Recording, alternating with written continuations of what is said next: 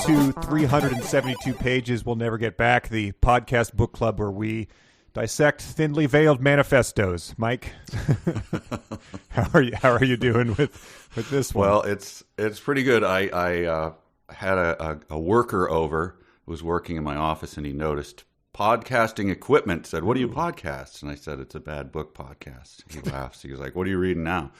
I describe it and I say, one world government, super constitution. He's like, "And what do they use to enforce it?" I go, "Death ray." Yeah, I figured they'd need a death ray. So he got it right away, but he said he's probably not going to read the book or listen to our podcast. Oh, man. Well, that's the right decision. I wish there was a service like Cameo for just sending fake workers into your house like that, because I would cough up a decent chunk of money to just prank you by having a worker come in and be like, "Oh, hey, super constitution, yeah." How much would you spend for that? Just a ballpark. I'd spend $100 to do that. Sure, yeah, I figured that'd be. Or just putting someone in the waiting room at the dentist office or something who's also reading it, like yes, the Truman Show. Well, yeah, that was... so describe it. Yeah, we're doing a meme contest on Patreon, and someone posted this meme that's like, it's a good meme format. There's starts off with it's a row of dominoes, but the first domino is normal size, and it builds up to a domino that's like a foot by 3 feet long. Sure. And a guy's about to topple the first one, and that guy was labeled me. And then the first domino was like, "Hey, Mike, check out this dumb book about 80s crap." And then the final domino was like, dissecting thinly veiled manifestos. But thinly veiled is nothing thinly veiled about this one.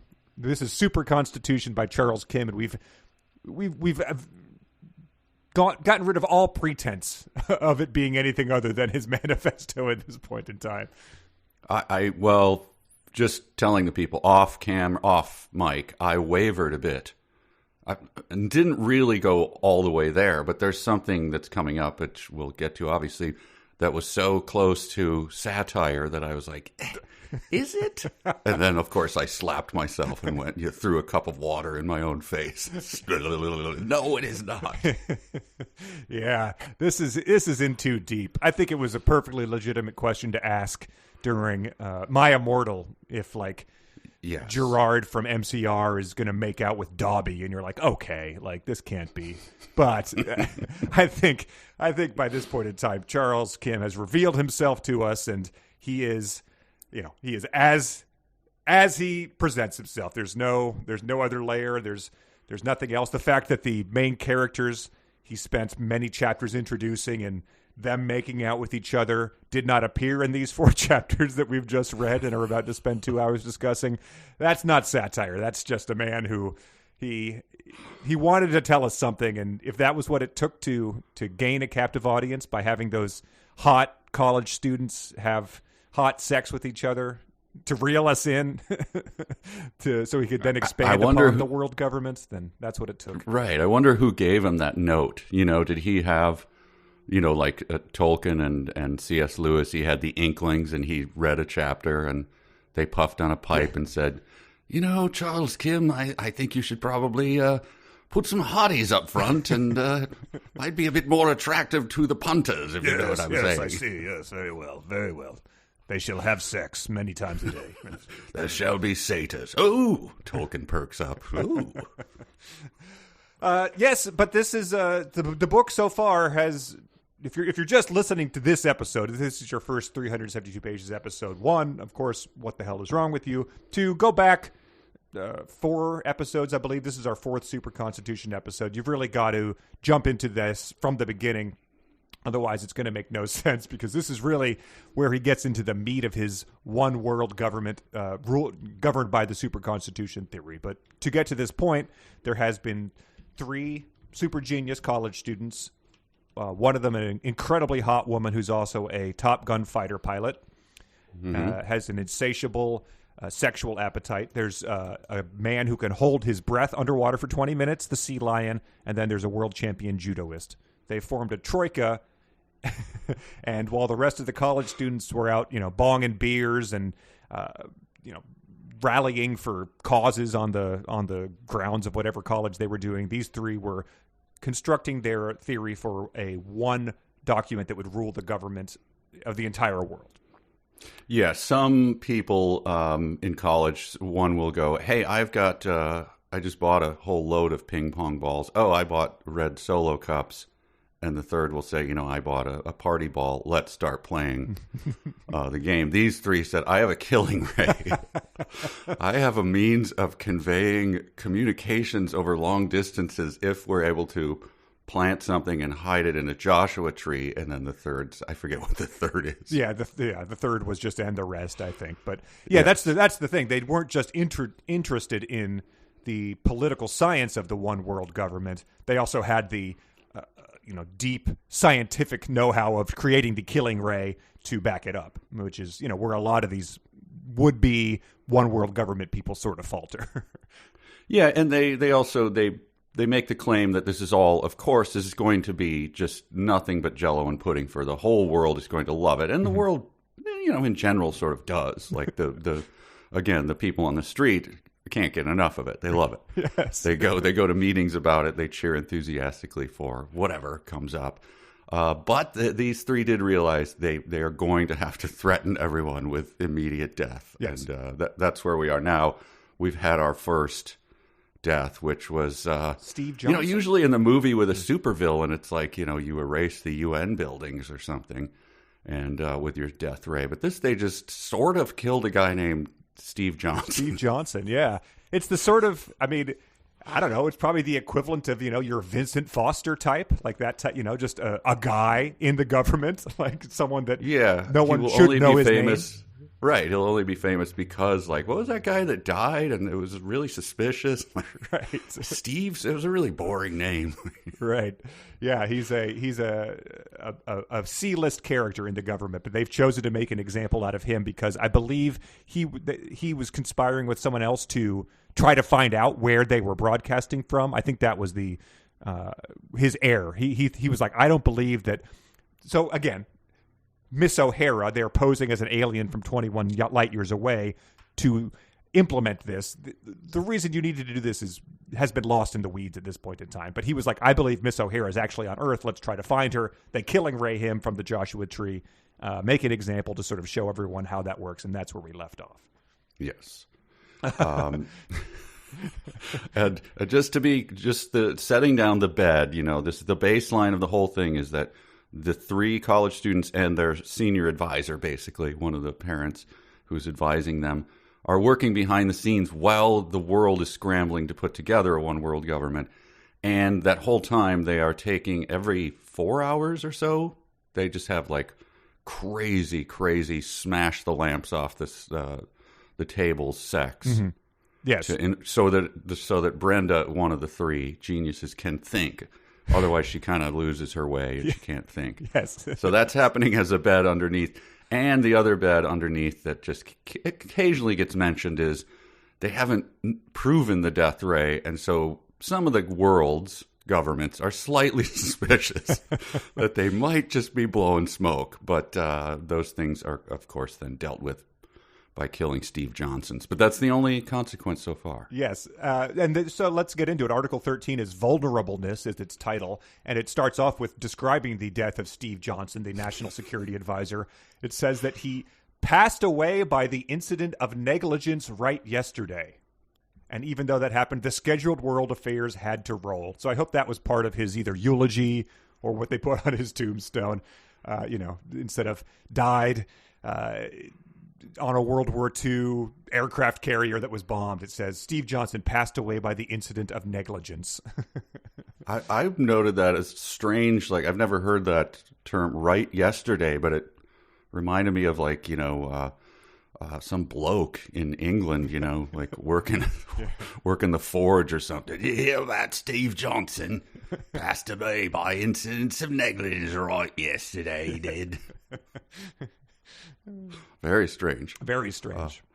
Poor Steve, that's what he gets.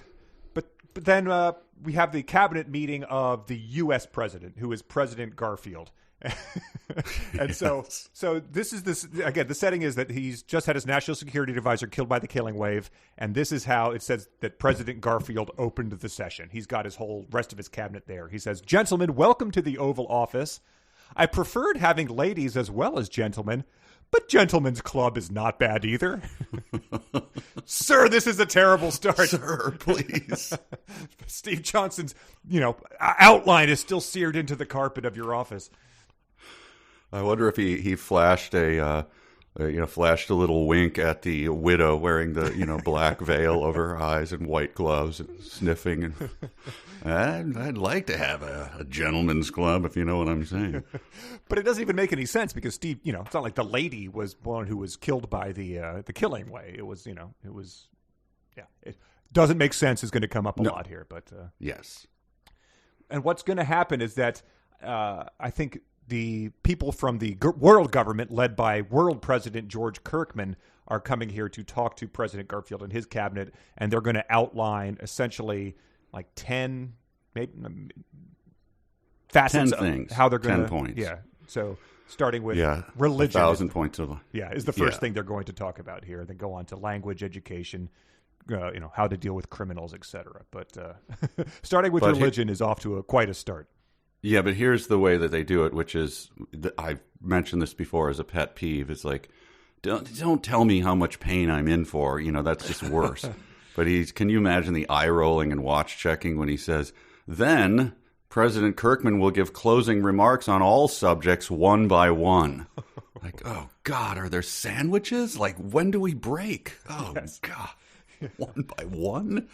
It is like a wedding speech where the person goes up and be like, "This is going to be a little long, but..." And you see the pages in their hands. Oh, God. Please. Well, so they indicated that they're going to start with religion, and they introduced someone named Dr. Wolfgang Thierse to speak out. And I believe this was the German guy that they alluded to some controversial opinions he's had in our last episode. And they never told us what those were, but it does say that all crooks, criminals, corrupted bureaucrats, inefficient intellectuals, and greedy interest groups consider Dr. Wolfgang Thierse as a disgusting devil. That's his introduction. That's like how they brought him up here. I wish more politicians spoke in that plain common sense language of the people. Yes. Just acknowledging what the people who hate you think about you. And also, if you're going to reorganize all the world's religions, you do want someone from a German school of philosophy. That's always gone well.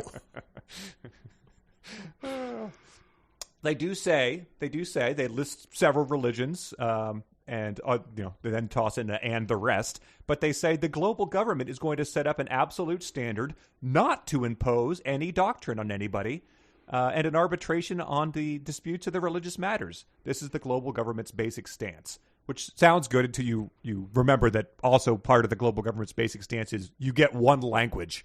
So that might impede on some of these, major world religions that tend to, conduct their spirituality using a language that isn't English.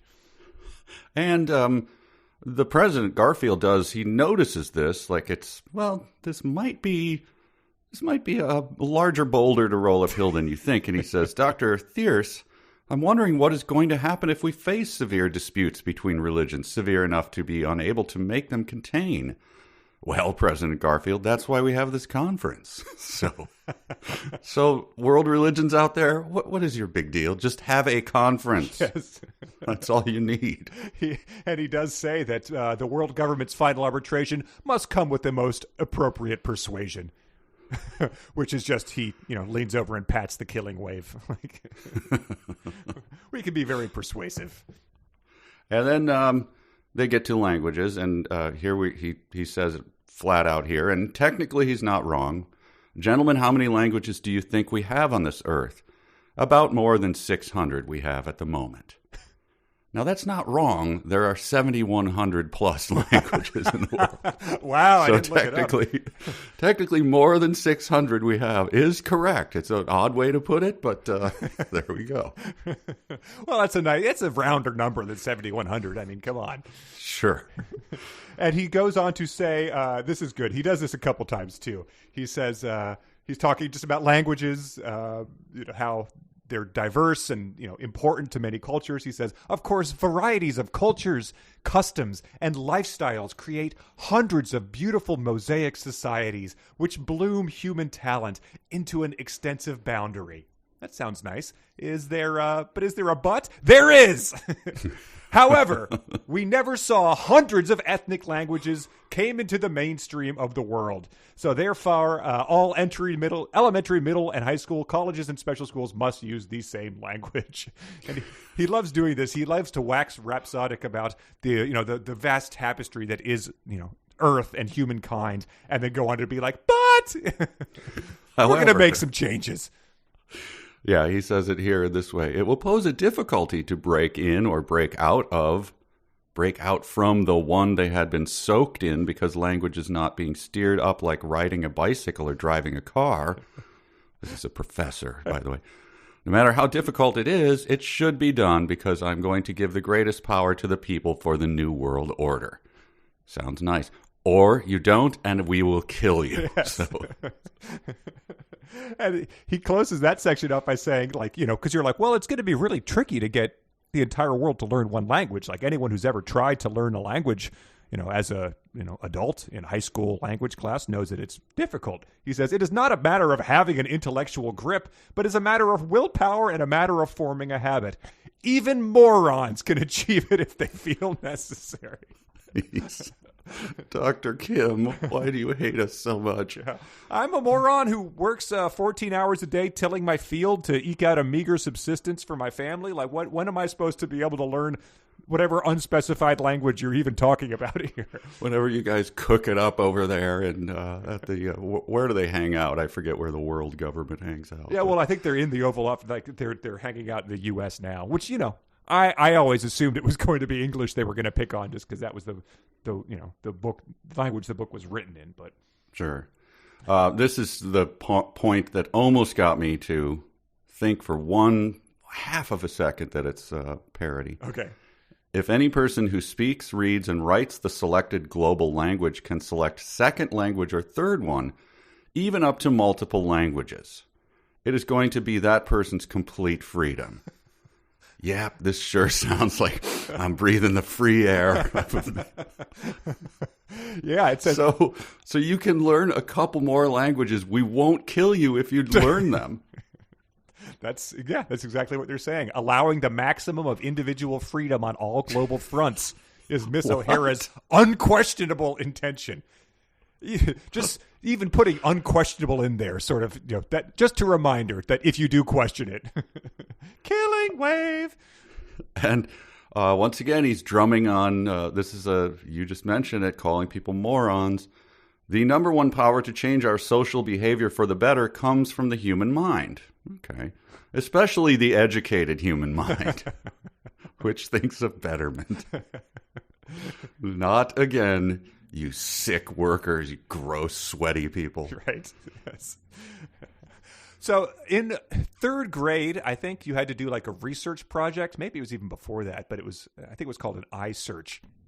And some people did like, I couldn't tell you, but like what, how come the dodo went extinct or whatever? You just wrote a 3-page paper, which seemed like a college thesis at that time. My question was, why are there so many languages in the world? How come there's not just one?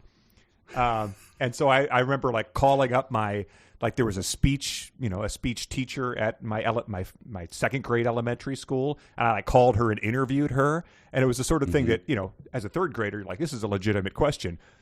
Looking back on it, she was obviously very patient, not being like, you moron. Like, you have no conception of how big the world is and how, like, just, that's not even a question you can answer because people just are so far apart from each other and cultures are so different. But so that was my question as a third grader, and it's Charles Kim's main question here as a 68-year-old man writing his manifesto. having lived a life and absorbed all the wisdom he can, yes. He's asking Connor's third grade questions. Yes, so I was amused by that. That was just that sort of rushed back at me as a wow, that was a dumb paper to write. I bet my parents still have it. I love this. This is the unreliable narrator happens. And then immediately corrects himself mid-book. I don't think I've ever seen this before. Wow. A quote is made and then parentheses, page 65. This quotation actually originated from Michael Lee's opinion about his philosophical view on the matter of education related to his R&D Institute. Brenda used Michael's view as her own when she emphasized the importance of education matter to George. So a person misquotes. And Charles Kim breaks into his own narrative to say, no. What she's saying is this. Page 65. Go check it out. Yeah, it's incredible. I had to diagram that quote. So what it is German Dr. Thierse is quoting President Kirkman, who Charles Kim breaks in to say was only quoting Miss O'Hara. No, who is Brenda, who was quoting Michael Lee. I think who is Charles Kim, as we determined. So that if you want to unpack that any further, that's a little ball of string for you. Oh, wow. So is the narrator sort of chiding the person speaking or correcting himself? I don't really understand what that is about. Yeah, it's an unseen thing in all of literature. I think you're correct. And then this makes me nervous when people who do have a death ray talk about wiping out anything. Okay. We're going to wipe out all equalizing standards by promoting performance in every field. And so could you put a little more meat on those bones? Because you're talking about wiping something out. Like it's just the vaguest, again, yes. Business language. Like we're going to promote excellence in ways which will maximize further performance enhancement features. Yeah, it okay. was very much. Or we'll kill you. So this is when they're talking about education. They've moved on from religion and language to education. And I could not parse at all what their plan was for education. Here, this is another thing that he said about it. He says, the global drive for the best education can breed too harshly strenuous effort to the world's best learning practices for a handsome success. Probably it can cause cantankerous discontents in the process of its justification. So that's like business text, written by Wikipedia type of thing. So I have no idea what they're trying to do for education is not as blatant as one language. One language type of thing. Yeah. You could put that on a button and pass those out. Yeah. But I did think that cantankerous discontents would be like a good junior high punk band because you can't actually have a swear in your title or anything. Yes. You need to be put into the, lunch will be this and there'll be milk available. Also, the band Cantankerous will be playing as well. Yes. And then we get a full. I won't read the whole thing, but this is what we're cutting through the thicket of. We're pulling out our brush knives and trying to cut through this. Mm-hmm. Pure, uncut gobbledygook business talk. Mr. Murdoch, you indicated a right question. We had discussed that substance quite a time. The real substance of education calls for continuous advance towards desired improvement. Education trails dynamism. Education does not instigate any inertia. Education for the skill of majority people demands steady drill or training for designated target. And it goes on. Yes. This is what, again, threatening people to do. And you're taking notes going, what does that mean? What should I do? Like, when I wake up tomorrow, what should I do? Yes. I guess I should just demand a steady drill. We can train for a designated target, but what's the target? Throughout the book, we've obviously seen that he either aspires to the higher education because everyone in here is an Ivy League, graduate or the next best thing, and or he went to one himself and looks down on people who didn't. So I think he's pro high levels of education. What point he's trying to make other than that here, we'll leave it to someone else to explain to us. He must have. I guess he owned costume jewelry business, right? Yes. So he must have done, factory walkthroughs and stuff, and he must have just, his experience with the common worker must have been the worst thing in the world. Like, oh, God, if I had a death ray, I'd make that guy go to... He told me a joke that just, it was kind of gross. I didn't get it. I'd make that guy go to college and get 2 degrees. Yeah, it really, there's other parts here, but that gives off the sort of Travis Bickle kind of energy that I think, goes along with a lot of what Charles Kim is writing in this book, just being like, oh, the scum, and one day the real rain's going to come and wash these workers and uneducated swine off of the earth. Always assuming that, like, of course, I'll be up here with the, the geniuses and the hot people. Like, I'll be, looking down on everybody and helping to rule this world. Yeah. I'll be on, Pol Pot won't kill me. I'll be on the good side. He goes on to describe how to handle criminals and lawbreakers. This is where he does not hold back here. Charles Kim has strong opinions. He says, handling criminal matters, including swindlers and double-crossers, which is a relief. I was worried that swindlers and double-crossers are going to be left out of here. We have to maximize and generalize the secret watching and listening capability of our spying facilities to catch criminals and proofs, along with a positive application of logical interpretation and convince in case of no proof. So they want to be able to... Without proof, he's saying the quiet part out loud. We need to be able to convict people even if we have no proof. This is, again, where I started to wonder, is he trying to be like Philip K. Dick or something, showing a dystopian world where we pre-crime and all of that? I don't know. I mean, but the very next sentence is we have to start from the point of concept that no leniency would be applied to any crime. I noted that one and also pulled out the one right after it. And imagine like you were working in his firm and then he's like, did you get around to reading that book? And you're like, oh, God, okay, I'll finally read it. And then you get to this. In order to crush any hotbed of social evils and to root out any source of criminal weeds, we should even use military powers in addition to local police force. And you're just looking over at him going, that guy? Oh, my God. You're going to lunch with him standing on the corner and like the red hand is illuminated, but there's no traffic. So you look left, look right. You take a step to jaywalk, and then you see Charles Kim sort of like looking at you askance and step backwards back onto the curb. Be like, oh, guess not going to be doing that because you say any crime should be punished by heavy duty or labor, regardless of, stature here. Did you just try to swindle your way across that street there? No, sorry. And yeah, you're essentially just any given point of this speech here about crime and stuff could have a moo-ha-ha-ha inserted into it as, the evil villain laughs, and it would not be out of place. Oh, here's the thing that reminded me of Travis Bickle. It was after crushing the hotbed of social evils. Presently, there are too many criminals everywhere, including frauds, intellectual thieves, industrial spies, and corrupted public officials, which infect social fabric like a cancer. Oh, God. So let's just give the local police military-grade weaponry and have them crush hotbeds. That sounds like the way to fix that. And I was surprised to learn that they're already dabbling with changing human DNA. Oh, yes. I assume, to get rid of criminal, those weeds that we talked about. Miss O'Hara introduced several very much interesting discoveries and invention in human DNA that would change humans' criminal behavior into more service-minded and more soft-minded personality. Incredible. So this is full-out 1984, take him to the room, put the rat mask on him. Yeah, it's like a DNA lobotomy almost. My God. And then, but like in the midst of all this, he introduces what I think might be quite possibly the biggest if in the history of literature. He says, getting rid of criminals from the mainstream of our society depends on the basic and way of thinking in general lifestyles.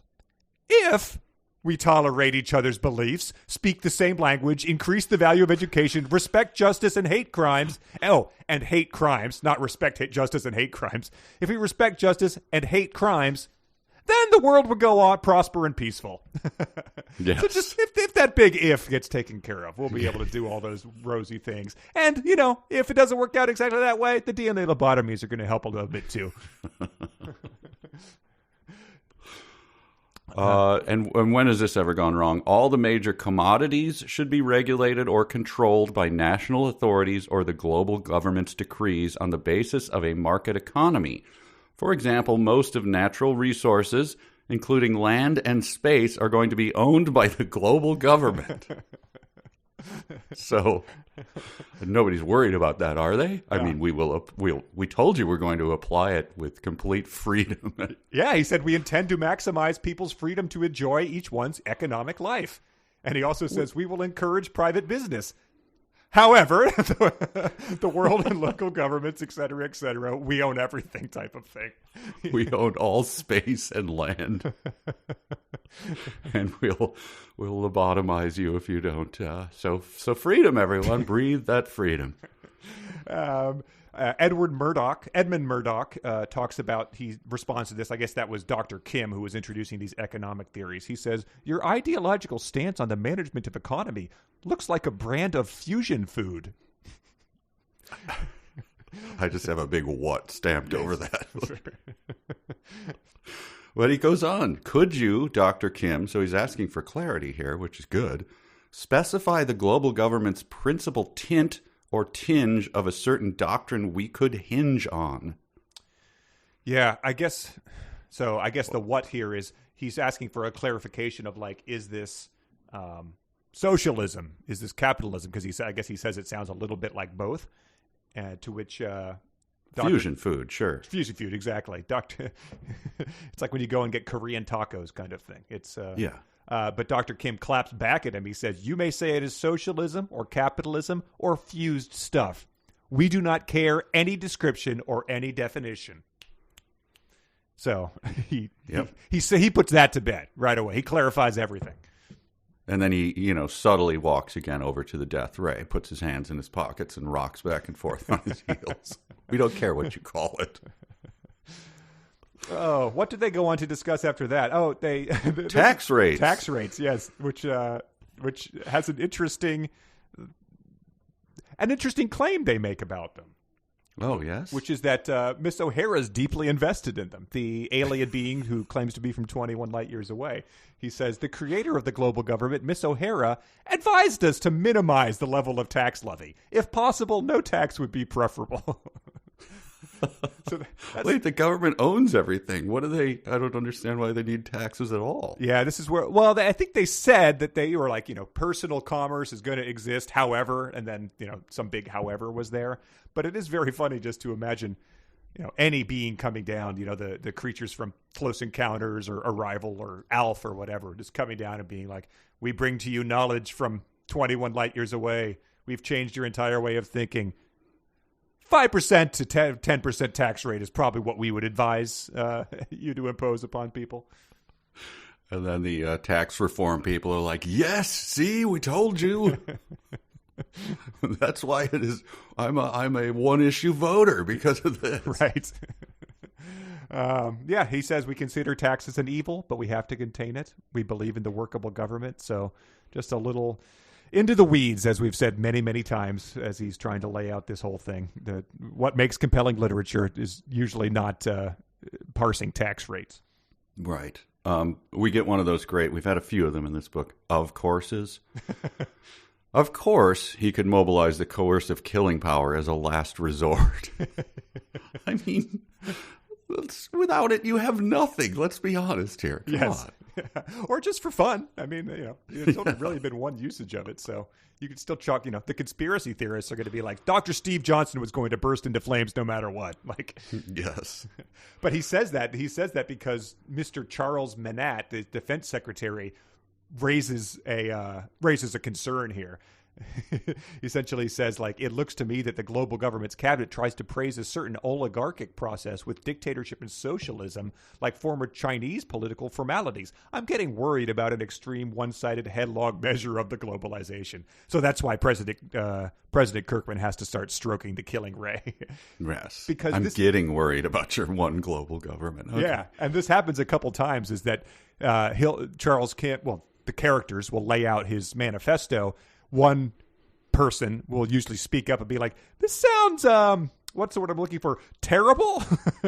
And then they'll usually be like dressed down by someone else in the cabinet. So it is funny to keep introducing characters who are horrified by your own ideas, but then portray them as the evil people or the people who are going to be killed. So, yes, but I'm to the point now. Are you ready to close out the chapter?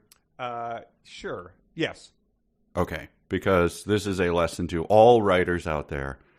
This is how you end a chapter and keep people reading. You ready for this? Yes, please. Hit me. The lunchtime already passed. Kirkman offered the conference a break time to bite some ham and cheese sandwich, which he made an arrangement with the U.S. president the other day. That's the cliffhanger. That's it. So, it was past lunchtime, so I was right to worry about that. When are you going to bring in the subway? And then Kirkman offered the conference a break time to bite some. Yeah. You are not allowed by any measure to chew or swallow these cheese sandwich. Which he made an arrangement with the U.S. president? Yeah, I mean... So the president and Kirkman were talking about what kind of sandwiches they would serve? Or maybe about who was going to pick up the tab, you know? I guess. I think that's a sentence where if you were like trying to have something pass the Turing test, that would be something that would probably be a deal breaker for you. You'd be like, all right. Yep, you could see a robot saying like, oh yeah, they're going to bite a sandwich. That's technically true as a process of eating one. However, it's never been said by a human in the history of the world. So it probably would be the red flag. Yes. Article 14. Yes, countdown. Article 14, countdown. In case you were worried that the topic of the biting the sandwiches was just going to be sort of like a tease or a inconsequential action that clearly doesn't warrant any further mention in the book, you would be wrong. Oh, you would be quite wrong. Because the action resumes pretty much right after the sandwiches arrive with some awesome we had a lot of manifesto reading in the last chapter, so it's good to really get some moments of these actual characters' lives. I'm just going to read how the chapter starts. Mm-hmm. In the U.S. President's Oval Office, the brief lunchtime went on without cracking any joke. A heavy atmosphere settled. George Kirkman broke a silent air of the Oval Office. So how do you, some heavy stuff's been laid out. Like, how would you break the silence in a meeting after you've all bitten the ham and cheese sandwich? Well, I guess speaking as the president, sir, this is rough stuff. I have sworn an oath to the Constitution, not to any other thing, and our sovereignty is obviously a huge President deal. Garfield, is this coffee Colombian or Arabic? So that's just the small talk that our author, I believe, probably observed from poking his head around the doorway and hearing the break room. He's like, so that's what they're laughing about. This is what normal people discuss. I think I've caught the ear of the local man. I think I have it down. And the response, just as puzzling. Frankly speaking, I don't know. Do you have any guess? And then the response to that, please read. I'm sorry to go through this, but people have to understand what we're dealing with here. Yeah. This is this stuff comes much more infrequently, so we got to delve into it when we get it. No guess either. But upon drinking this wonderful coffee, some idea flashed through my mind that I have to break a knot of your key men's political libido. And then I was going to spit take into my own microphone, but that would cause me to have to, a lot of cleanup, and then we'd have to break for 30 minutes. Sure. So I'll just spit take implied. What do you mean by a knot of political libido? And that is the character's response. That is not your response. That is the yes, that's the character's response. Thank you, sir, for asking what the hell you mean by that. But, he, in response to that, the U.S. president made a severe countenance. So do that now. And then Kirkman sees his severe countenance, but he's got an answer for it. Yes.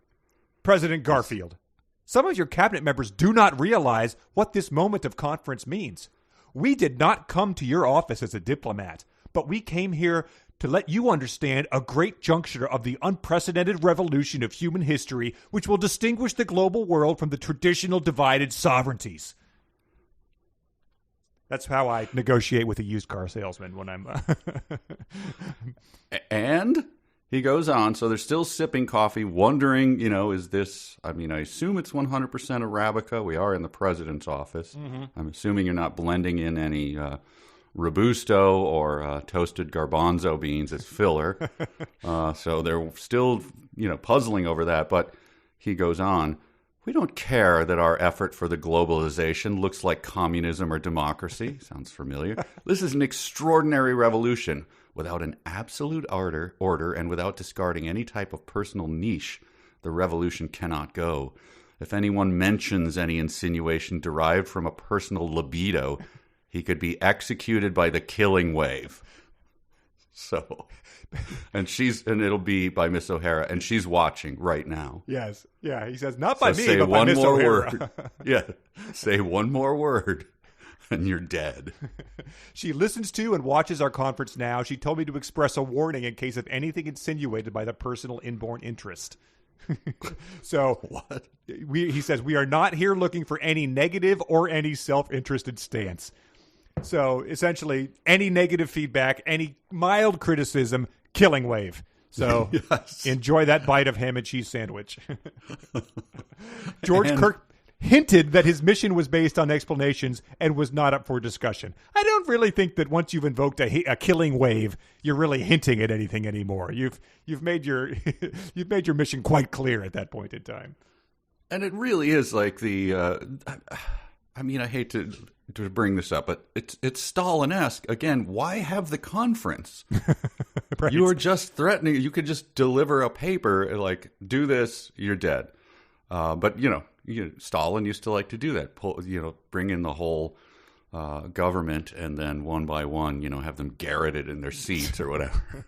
This is what this is like. Like, why are you having this show trial? Just issue the orders, man. I don't recall if there was any hand waving about that in terms of like they want to do this to make it friendly type of thing. I don't remember, but they've already killed one member of the cabinet, so right, that's sort of off the table.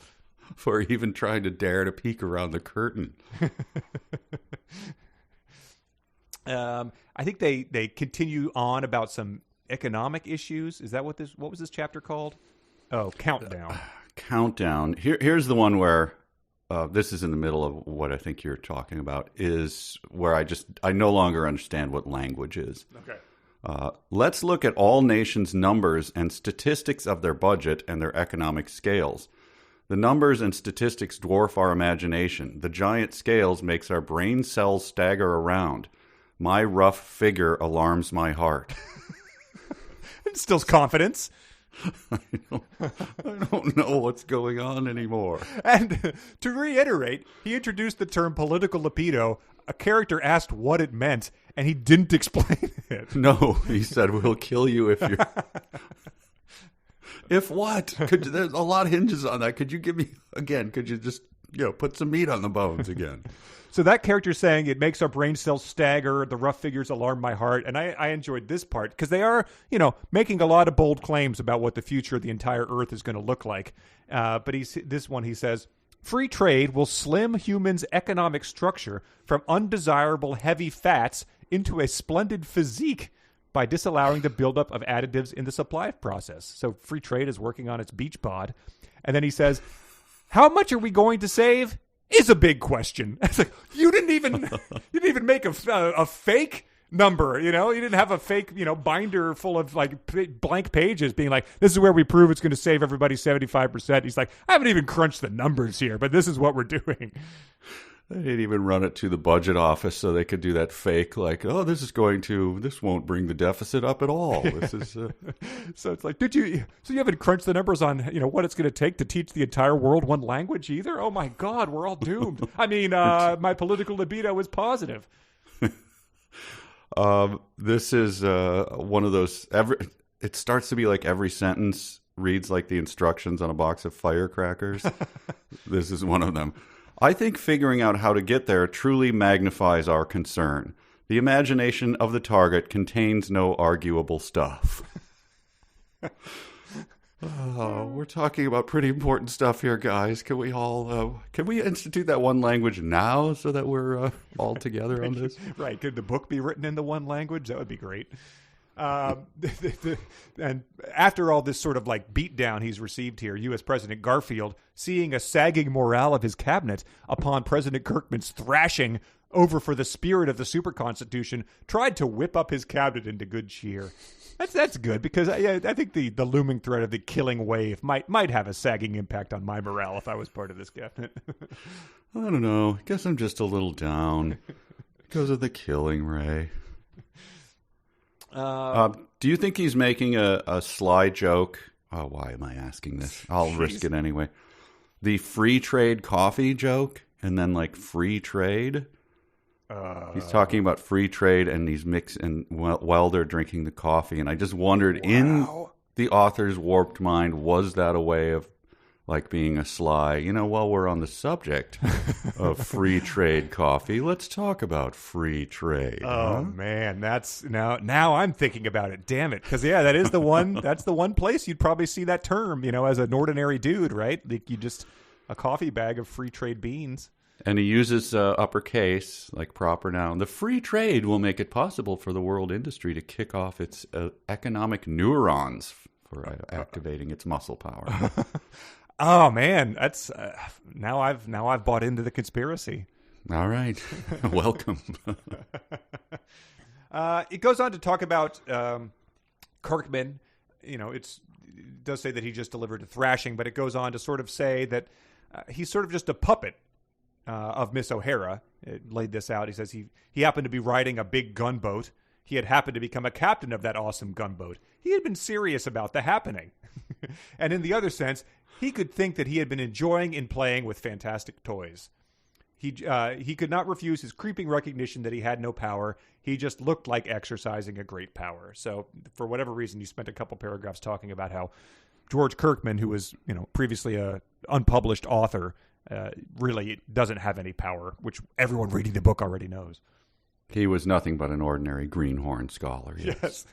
And that segment in my OCR version got translated greenhorn. It said he was nothing but an ordinary green ham scholar, which I thought it was my favorite sentence in the entire book. I was getting ready to write green eggs and ham in the style of Charles Kim, and then I had to check it in the physical book, and it was greenhorn, unfortunately. Yep. Imagine. Big missed opportunity. Lauren comes into your office as there's just like shattered lamps and everything. Like, what has happened? Lauren came into my office yesterday. We're going to get to it. I was working on a theme song for Real or Fanfic, and she walked into the office where I was sitting underneath my standing desk, plugging in these weird pocket operators into the computer, and she took a picture without me realizing it and posted it. So okay.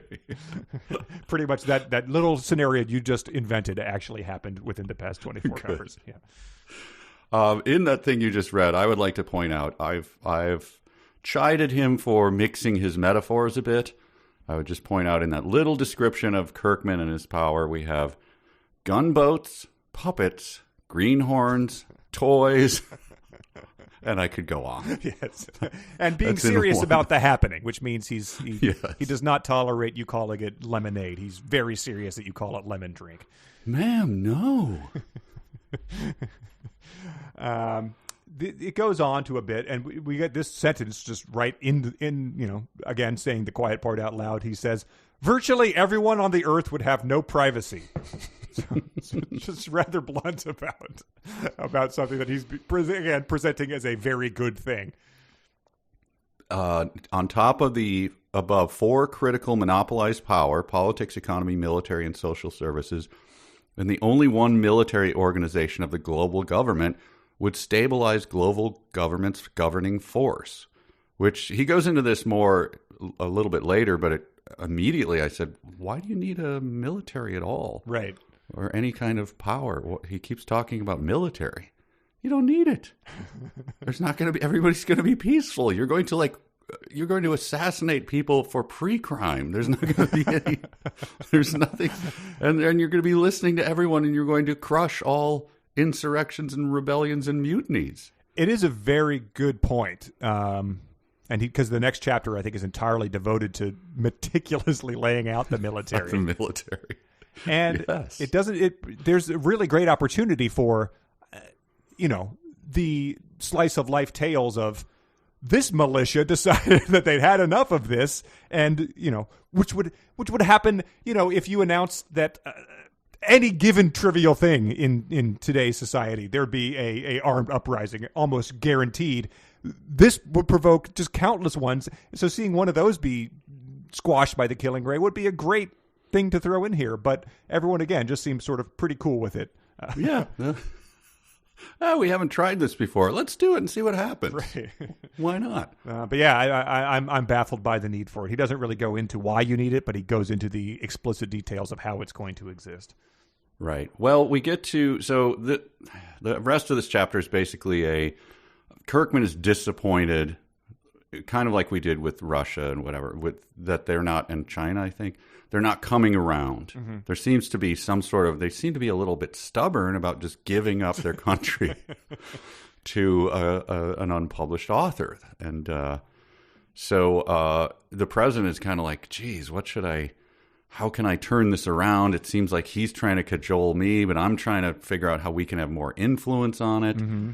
And so in his cogitating, what would you do? I would maybe ask my intelligence community, like, step it up. Do they really have the killing power? Yep. Otherwise, this is just a guy with a sweater tied around his neck. Challenge him to a debate, in front of the United Nations to sort of bring it up, thought it out. Point out that they hadn't cracked the budget issue. They had just made these bold claims. Sure, those are good ideas. Nope, cocktail party. President Garfield thought about throwing an extravagant and lavish cocktail party to relax both parties so that both could mingle their feelings to make a friendly atmosphere.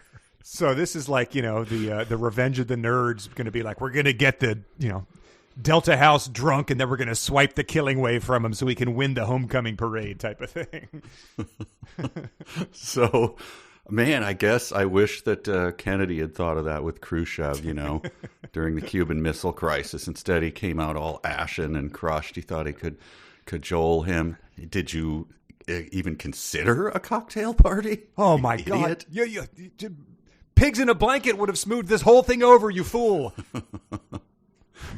Tray past cheese puffs. Yes. Oh, my God. Tray past apps can work wonders in international relationships. But we do get, you know what? It's a typo, but I have to bring it up. Okay, fine. I think we've earned it. We've suffered through a lot of nonsense here.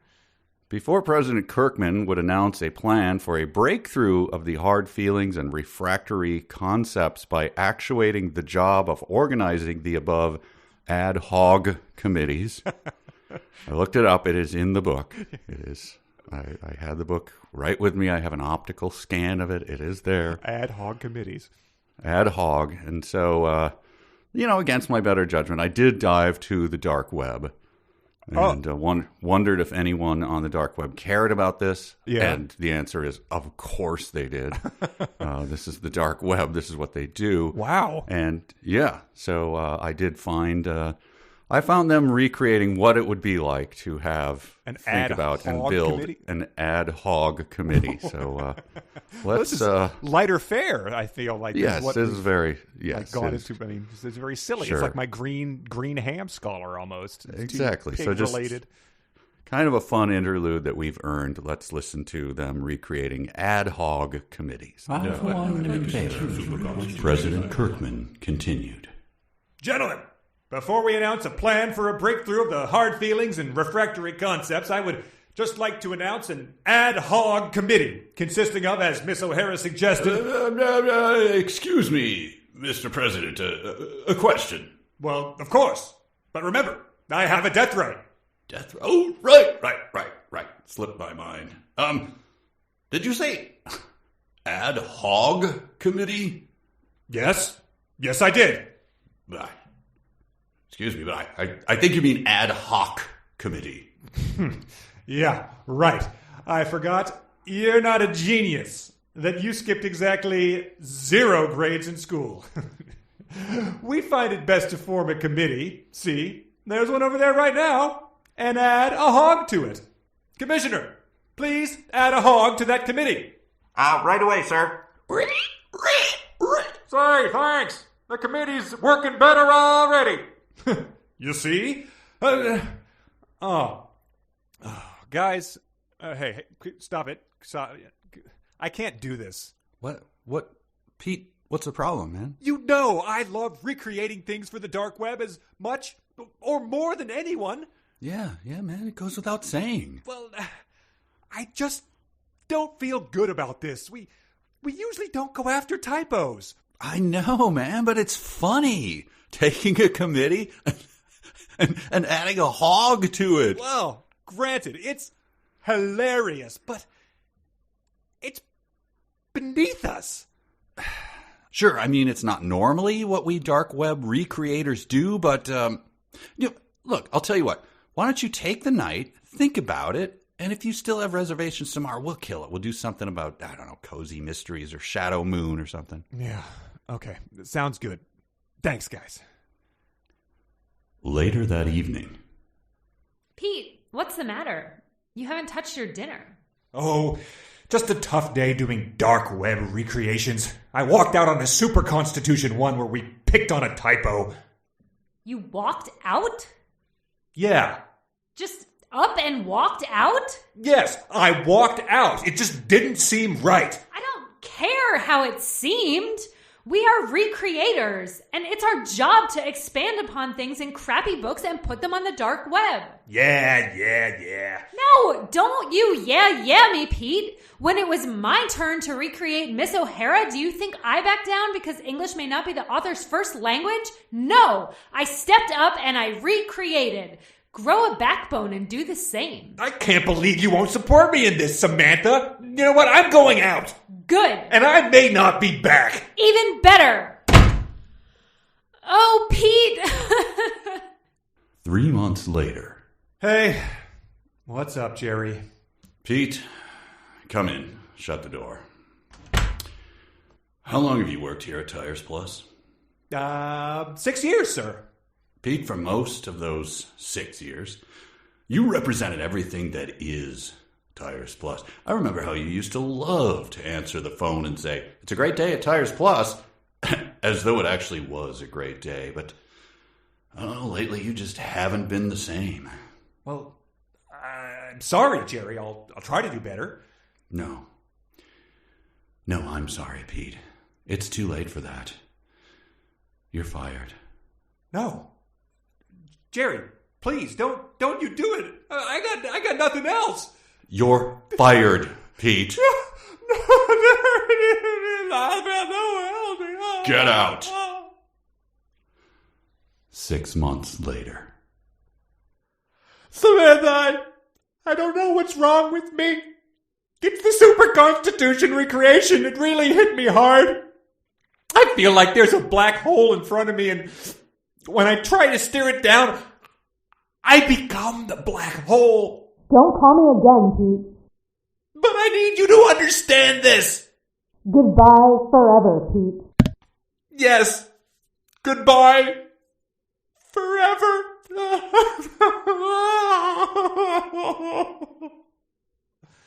2 days later. Okay, let's gather our crew and recreate the scene from Digital Fortress. Oh, hey, Samantha. We don't need you, actually, until about... Pete's dead. Oh. What? What? He stepped in front of a bus. Oh, God, no. Oh, my God, no, Pete. Why? He was so young.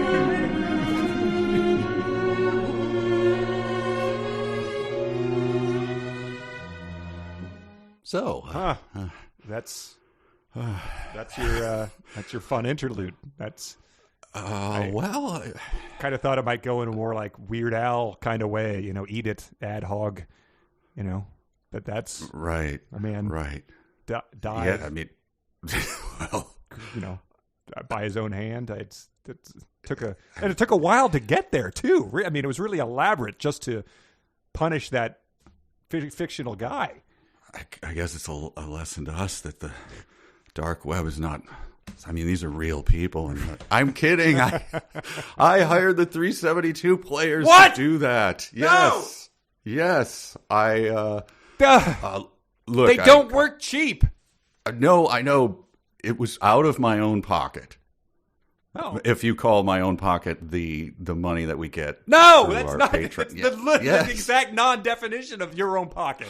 But listen to your reaction. Isn't this worth it? This is 100% worth it. People, no one committed suicide. These were our players. And they were delighted to be back working again to prank you and the listeners. I thought that typos was beneath the dark web the entire time. I thought that was not something that they would devote all that time and effort to. And I wanted to say something, but you were so enthusiastic about your ad hog committee that I didn't. Oh, my God. Worth it. We're Worth it. Ruined. Totally worth it. Where's my killing wave?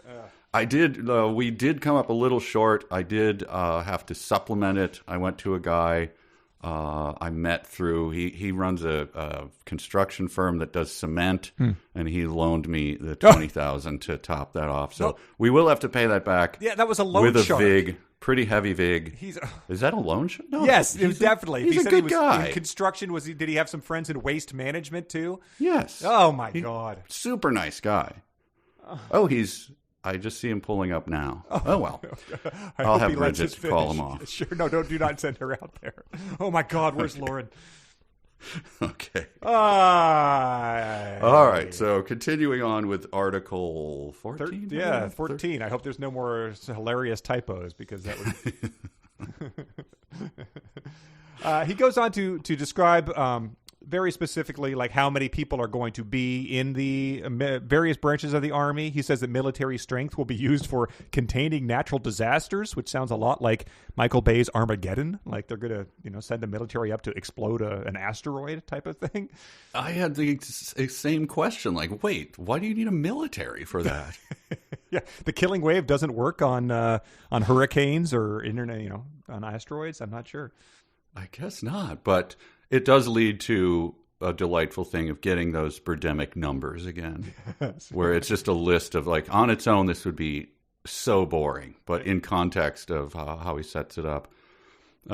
Each sector of the above 5 departments would carry its own R&D and intelligence unit to enhance its weapons systems, again, why, and fact-finding performance. 400,000 manpower for Army, 200,000 for Navy, 100,000 for Marine, 200,000 for Coast Guard, making the Marines go, what? Yeah, really? And 100,000 for Air Force. So 100,000 for Marines and Air Force will only increase their antagonism toward the other branch. But I'm not setting up a world government. And if you take all those nice round 100,000 numbers and add them up, you of course get 1 million. So 1 million. That's delightful. That just occurred to me now. Beautiful. Someone speaks up. Dr. Yen Ji Wang talks for a long time. And he's talking about the military here. And we get just a pretty funny description of how he explains this new military arrangement. They intensively listened to Dr. Wang's monumental, shocking story. They expected it. But upon hearing it directly from the man who was in charge of the military matters of the global government, they were astounded. They felt a sudden blow-up. Now the last days of the earth, after all, banged their ears. Finally, they were witnessing the apocalypse of the balance of their political power right in front of them. The giant U.S. military power looked like a naive cub. The formidable U.S. political machine toddled in front of this giant Dr. Wang. So once he gets going with stuff like that, it can be pretty funny, but those moments are few here. Well, also, why don't we get to hear this? Yeah. I mean, we're getting lists of how many members of each branch of the service and who will do natural disaster cleanup. Then something that is described as monumental, shocking, we get, off stage. Right. It just seems deeply unfair. Exactly. Even just describing the PowerPoint slides, if he's showing, city's on fire, or we've leveled all of Denver or something like that, to make this work. That would be, I'd like to know what he was using, because I'd like to employ his rhetorical techniques someday, maybe, if Right. it gets this kind of reaction. So things are, clearly coming to a head here. This is probably his entire cabinet going, rising up like the British Parliament or something, and no, this shall not stand. Wang no. this far and no further. Yes. So to calm everyone down, I'll read this one. And to make matters worse to the superpowers, the movement happened to ride along on the prodigious group of talented Kirkman's cabinet. President Garfield grasped the emerging reality. He had to absorb current incidents on the spur of the moment to survive. Immediately, he offered his thought of a cocktail party. Oh my God. So you see why you entertain thoughts of parody? Right. Like, Yeah. Is he? Right, because that's a Norm Macdonald sort of Yes. to do this. They'll throw a cocktail party. And this is like we talked about before, the author listening outside of his other coworkers laughing it up, sort of just like the Grinch, hearing the Who's singing and stuff and being like, these people, these swine, one day the real rain will come. Here's the author talking about parties. Yeah. As a guy who's obviously invited to and then attended many parties, how dare you suggest otherwise? President Kirkman welcomed the party idea. Usually, a party signifies a success of certain things or reinforces a certain memorandum. That is why I'm throwing parties. It's my dad's birthday tomorrow. I'm thinking of throwing a little party, so I'm going to invite people over to reinforce a certain memorandum. How do you think Andrew W.K. would sing that? Usually a party signifies a success. I can just imagine the thrashing guitar and a nice hook. And It's time to reinforce a certain memorandum. Success of certain things till you puke. Yeah. I saw recently, I think he had a new album that I somehow missed. That was the album was called God is Partying. So here's the turnabout that he does a lot. Now we're on to him on this. We're getting into, again, numbers of the military and tax rates and all of this. And then he'll just, you won't notice it. It's the same paragraph space, but it's a hard stop philosophically. Just in the middle of all that gobbledygook, then he'll start one that goes like this. Ideology constitutes the basic frame of human mentality, which exerts human energy to move on. And you're just like, oh, God. Somehow you hope it'll be better, but, history has taught us this is going to be just as bad as describing how many units are going to be put in the Marines. Oh, God. Yeah, and it makes it's as much sense, even though we all know what the word ideology means. His descriptions make as much sense as political libido from what he lays out there. Like, Right. It's he at some point in time in an upcoming chapter, he does do an actual Webster's defines, something as, but that's essentially what he's done here. Again, as we've said before, it's like padding your word count in an essay, but brother. It doesn't need to be happening in chapter 14 of, I think there's 18 total here. Yes. And that's, it gets into a lot of sausage making, and so I have no more notes for 14 countdown, which I guess is the countdown to the cocktail party. Yes. Yeah, it ends with, however, the palatable solution for the desirable breakthrough will meet a tantalizing taste of success in the next article of this chapter. So if your appetite wasn't whetted by biting into ham and cheese sandwich, this is really going to get it going. Wait, so I just realized upon you reading that, are there imaginary chapters that contain articles? The next article of this chapter. Yeah, sort of like, book one, and then there's chapters in the book of a long fantasy novel type of thing. But he doesn't point them out, so that we have to, can we get someone to guess we need an overriding theory. What are chapters and which articles are contained in which chapters? Well, do not hire the players to make those divvies because that's, Too late. Already texted them and sent. Okay. Before we get into Article 15, why don't we do the final real or fanfic of Super Constitution? Fanfic. Real, fanfic, real, fanfic, real, fanfic, Well, that was fanfic, real, fanfic, that's what I came up with for a new song. And You're very humble about that, but I'm you not a sat under musician. desk.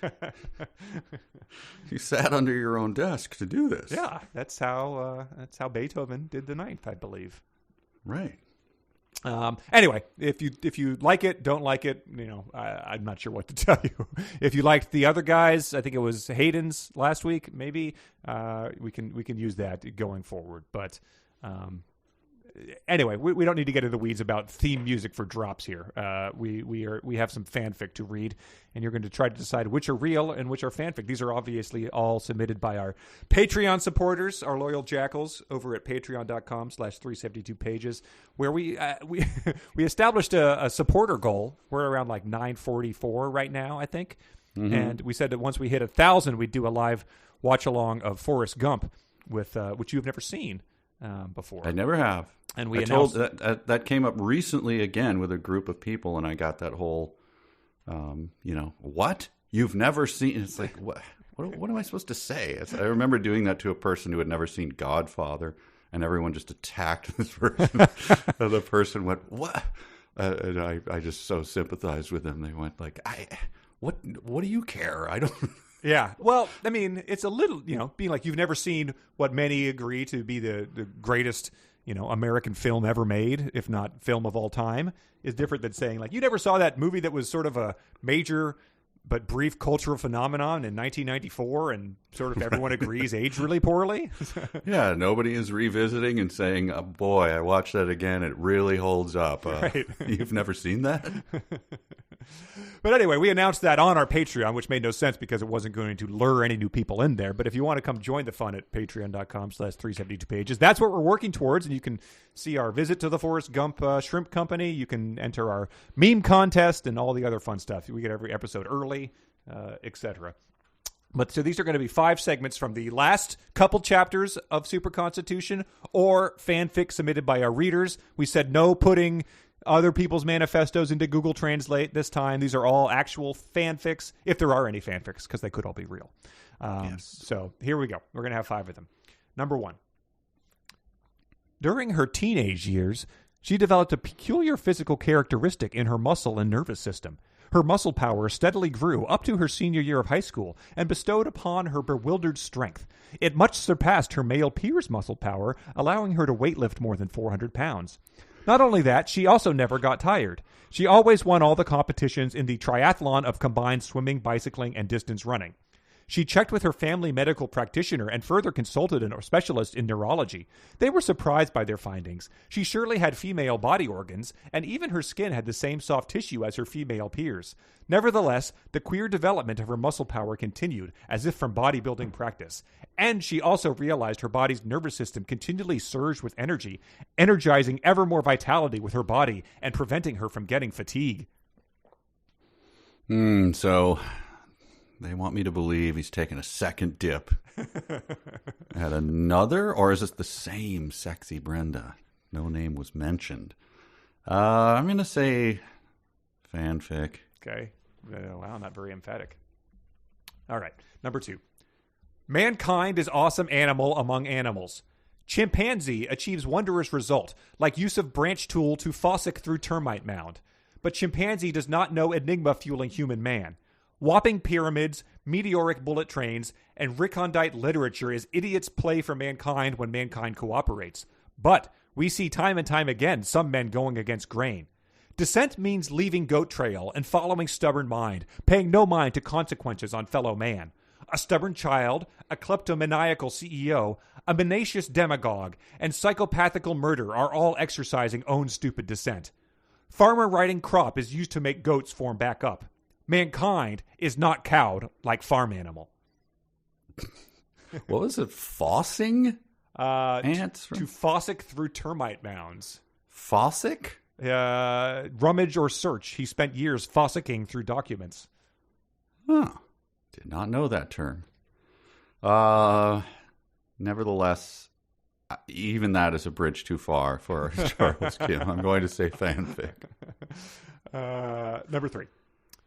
The presiding justice from Judicial Area 55, parentheses, this area containing territory from the former nations of Rwanda, Burundi, Uganda, Tanzania, and the Democratic Republic of the Congo, heard testimony regarding restitution and truth and reconciliation pertaining to the deaths of 0.65 million Tutsi minority members in the event we call more commonly the Rwandan genocide. All parties seek a solution under the news laws outlined under the Super Constitution, Brenda said. That is a sticky issue. Was the justice able to create a more pleasant feeling? James said, placing his thumb and index finger under his chin. Yes, for most but not all parties. Use of killing power was necessary for many members of Interahamwe, but as has been seen by the by, in many cases, the only just result of the use of killing power is the reciprocating use of killing power, Brenda said, sipping coffee. I like bringing the Rwandan genocide into it. I mean, I like the fact that we laugh at you know what I'm saying. I still have to. There's a couple little things I haven't heard him use before. I'm going to say fanfic. Okay. Was it the not round number of the millions of Tutsi minority members killed? Well, that was one of them. Okay. The other was placing a index finger, and that's just not how he describes people doing things. So I'm going to, that's my little clue. That's one of them. Number 4. The military apparatus was roaring spectacle. Great achievement was made through stunning achievement and diligent effort by President Kirkman and President Garfield, and the Joint Chief of Staffs led by Michelle Sequoia. The version of Miss O'Hara was a top-notch laurel. Yet still a disquiet stood upon the brow of the satyr. She went to President Kirkman, who sipped a coffee as he greeted her. Hello, Mistress Sequoia. Please have a seat. She smiled to pleasant effect and said, President Kirkman, hello. Of the formation of World Military Affair into 25 divisions, page 266, this has been a top-notch success for all mankind. Everyone supports the strident yearn of the Super Constitution. Yet still, grave concern flows on Victroy Podium. We must be wary the agitating dissent behind every hallway. I am pleased to announce new project for elimination of complaint. Unicorn strategy. I like it a lot. I'm going to call it fanfic. Wow. I don't know what to say, man. Wow. All right, and here's the 5th and final entry. We are going to positively use military institutes as help for civilians' constructive campaigns, or for meandering any disaster, the World Armed Forces must act as a friendly machine for the people and governments. President Kirkman continued. In this regard, I would like to announce an appointment for the first chairperson of the Joint Chiefs of Staff for the World Armed Forces. I am very much pleased to appoint Miss Michelle Sequoia for the post. She has an extraordinary memorizing power. Maybe she could memorize all officers' names and their brief careers in addition to countless historical events or world military matters. She also has a preeminent mathematical brain power to analyze logical development of academic theory and real practices. What's more, she has an excellent faculty in digging out human behaviors to locate its hidden motive on a psychological approach. I surely admire the prodigious caliber of her talent. It's truly fortunate for us to have such an oddity in the moment of one of the most complicated changeover in the current world. God, that's tough. He does wax pretty rhapsodic about Miss Sequoia. Right, she hasn't been introduced yet, but there's a lot of her to come. Yeah, boy, and is there ever. Oh, this is tough. This is tough. Can I offer a revision as well? Sure. I think number 1 might be real. Okay. And I think this one might be real. Okay. I'm going to stick with that. So wow. the 2, 3, and 4 are fanfic. Okay. 1 and 5 are real. Okay. Let's go and take a look. Number 1. Number 1 was during her teenage years. She got very strong, et cetera, benching 400 pounds. You initially said fanfic. You then changed that to real. That is real from later in the book. All right. Bold power move pays off. That was submitted by John, and that is about Miss Sequoia, who are we going to meet in the next chapter. Oh, okay. All right. Yeah, not Brenda. He's not taking a double dip at Brenda. But another insane, superhuman, super genius. He can't help himself. Number 2, that was the one about chimpanzees fossicking through termite mounds. Mm-hmm. You said fanfic. That is fanfic. Mm-hmm. Submitted by Robbie. Number 3, that was the Rwandan genocide one. You said fanfic. That was fanfic. Woo. Written by Max. Okay. Max specified that he is not reading the book. So you can forgive okay. the not round numbers, I think, and the stage directions not being exactly the thing because he's only based it on what he's heard us discussing. Wow, okay. So, you admire it. good. Number 4 was Mr. Sequoia, Top-Notch Success, Unicorn Strategy. You said fanfic for that one. That was fanfic written by Jeff. You're 4 for 4. 4 for 4, baby. Yeah.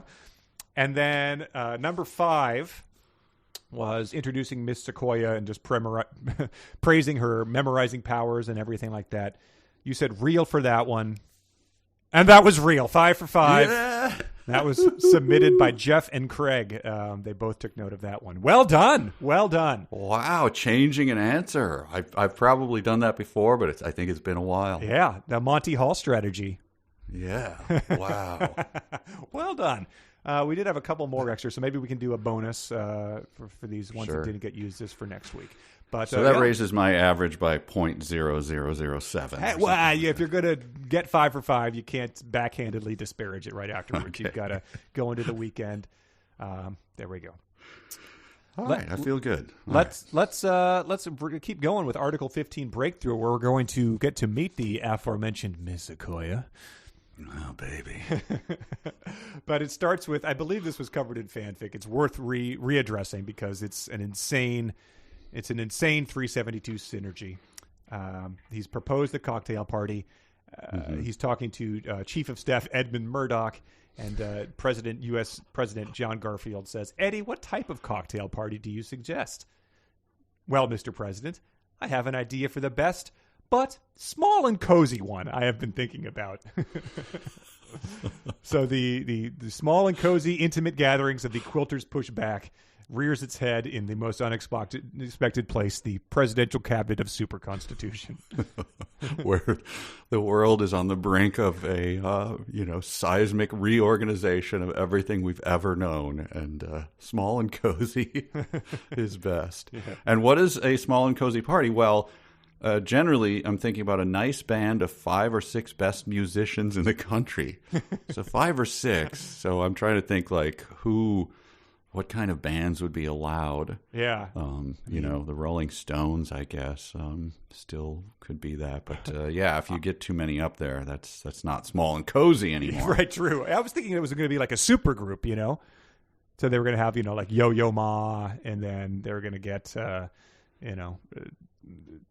slide guitarist who's, well known for the best session musician type of thing. Sure. Yeah, that makes sense. But top-notch singers, actors, actresses, and beauty queens. Sure. So that really that impossible to not imagine the unsavory connotations of being like, and why am I here again? Like the way that Daniel Snyder would use the Washington football teams or the Commanders cheerleaders to entice people. It seems to be what he's going for here. And here's the overriding. This is Chief of Staff Edmund Murdoch. We just try to let the Kirkman cabinet experience an unusual scene with the most luxurious, entertaining evening, which distinguishes from the academic event. It is going to be a dynamic party memorable to the dry academic world. It is going to refresh their mind, tenderize their stance, and attract the hidden libido of their sexual desire. Mr. Chief of Staff, please. We are on record here, sir. Really. The press does tend to cover, things the president does. So that's, but then again, those beauty queens are showing up. So that's a little something. But also, Miss O'Hara's listening right now. True. Yes. You're not going to fool them. But Miss O'Hara is probably into it. Of all the people you're talking about, this is the one thing she might be into hearing. So they're essentially, it sounds like they're planning an eyes wide shut party here. I guess so. Although, based on his previous use of libido, there's a decent chance he has absolutely no idea what it means. Sure. It's, what was it Jim Tice called? You man? slut? Yeah. Slut, yes. Yeah. Yeah, there's going to be a lot of sluts here, like me, the chief of staff, you, Mr. President. Like, but he keeps going. If you're giving him even the slightest benefit of the doubt, he says the key members must have possessed an excellent cognitive capacity, but yet they must have never experienced an informal and intimate party with those popular hot celebrities. We've got some hot celeb action. What is Charles Kim's idea? I wonder who he's thinking of. Yes. It's the popular hot celebrities. It would be, I mean, this is 2006, was it? 2008? Yeah, I wonder who the flavor of the month was back then. Someone from, the other girl from Friday Night Lights or something like that. I don't know. And a K-pop band. Yes. Who knows? I don't know. He does... the rest of the chapter is essentially designed to a coup attempt, which... Yeah, this is fantastic. Yeah, please don't think it's going to be any more really exciting than we've described it there, but that is what happens. And it becomes... keeping track of it is like the cozy verse again, just names thrown at you. But they start the coup, and it never occurred to me, they start the coup, this is Charles Mannett, previously mentioned. Malcolm Stark, I don't know if he was mentioned. No, the intelligence czar and the U.S. Defense Secretary are these two people. So how does he get around their vast eavesdropping? Who's that, Andropov or whatever? He's trying to, the eavesdropper in chief. Yes, yeah, the former Russian. Yes, and Brenda's listening to everything through their monitoring power. Yeah, you know how they outwit it? They write things down. They send memos to one another, and that gets around. And it just must have been to the super geniuses who are currently just like thrashing around on a king size, just like breaking furniture. Like, wait a minute. What if they just take a pencil and write it down? Yeah, and walk it over into the other office. Like, oh crap! That's we're ruined. The equivalent of the science aliens being defeated by just water. Water, like, I didn't think of it. Damn it! This is kind of known as a water planet. Who did our intelligence on this? And before they start writing the memos, he says, because Mannett knew Miss O'Hara checked almost every conference and conversation they conducted, he whispered to the heir of Stark. And when I read that in real time, I was like, oh, please just have that be all it takes to defeat them. But it gets even stupider. They just start writing down the memos. So you can imagine that that scene in the movie is going to be really dynamic. The reason they organized the coup is because, which is going to be a plan to mobilize 1 battalion of airborne paratroopers to arrest Kirkman's global government cabinet. So the whole, military tribunal thing is what they're happening here. And from there on, we can negotiate with Miss O'Hara, the poor dope. He says their goal is to insist that the global language be English. So that hadn't been established yet. We'd had all that talk, but that's. I think later it's revealed that that's what Miss O'Hara wanted to do anyway. So this is all for naught. But we get into some memo writing coups. Wait, I must have missed that. She was going to do English anyway. I think later on it's hinted at, but right now they don't know that, so their coup is justified. Okay. Yes. Oh yeah, it says a couple paragraphs later. It says even though U.S. President Garfield presumed that the decision-making issue depended solely on Miss O'Hara, the inference indicated that Miss O'Hara and Kirkman cabinet were inclined to use the English language and American military muscle because important publications and libraries for leading intellectuals across the world undulated throughout every day in English. Okay. Yeah. Huh. So, guys, no need for the coup. But they were really going to quash America. They were really going to put their thumb on America. So yeah, you can understand the coup. Sure. Oh, yeah. I mean, like we said before, someone had to try this. Like it was going to be, for as much as he condemned, human spirit as being like jealous and ugly and sinister in the previous chapters, someone had to try this. Sure. I love this description, though, of the global government. He had been busy in contacting celebrities and telling them about the party's distinctive features, which not only top government officials but also world figure celebrities should take a positive stance to affect those Kirkman guys. That's his description of the world government. Yeah, which you could see, like, Yeah, you could see like the chief of the armed forces or something, who's from Texas and was in Korea and the Vietnam War. Are we gonna kowtow to those Kirkman guys? Right. But just having them described that way is great. Or how the British office always referred to the Swindon lot, Yeah, the Swindon lot's going to be coming down, like those Kirkman guys. But yeah, they have a army of paratroopers that are coming. Oh, wait, sorry. I want to get one more description of a party from someone who's definitely been to a party. Kirkman Cabinet enjoyed a great deal of exotic feelings with the world-class entertainers face-to-face in person.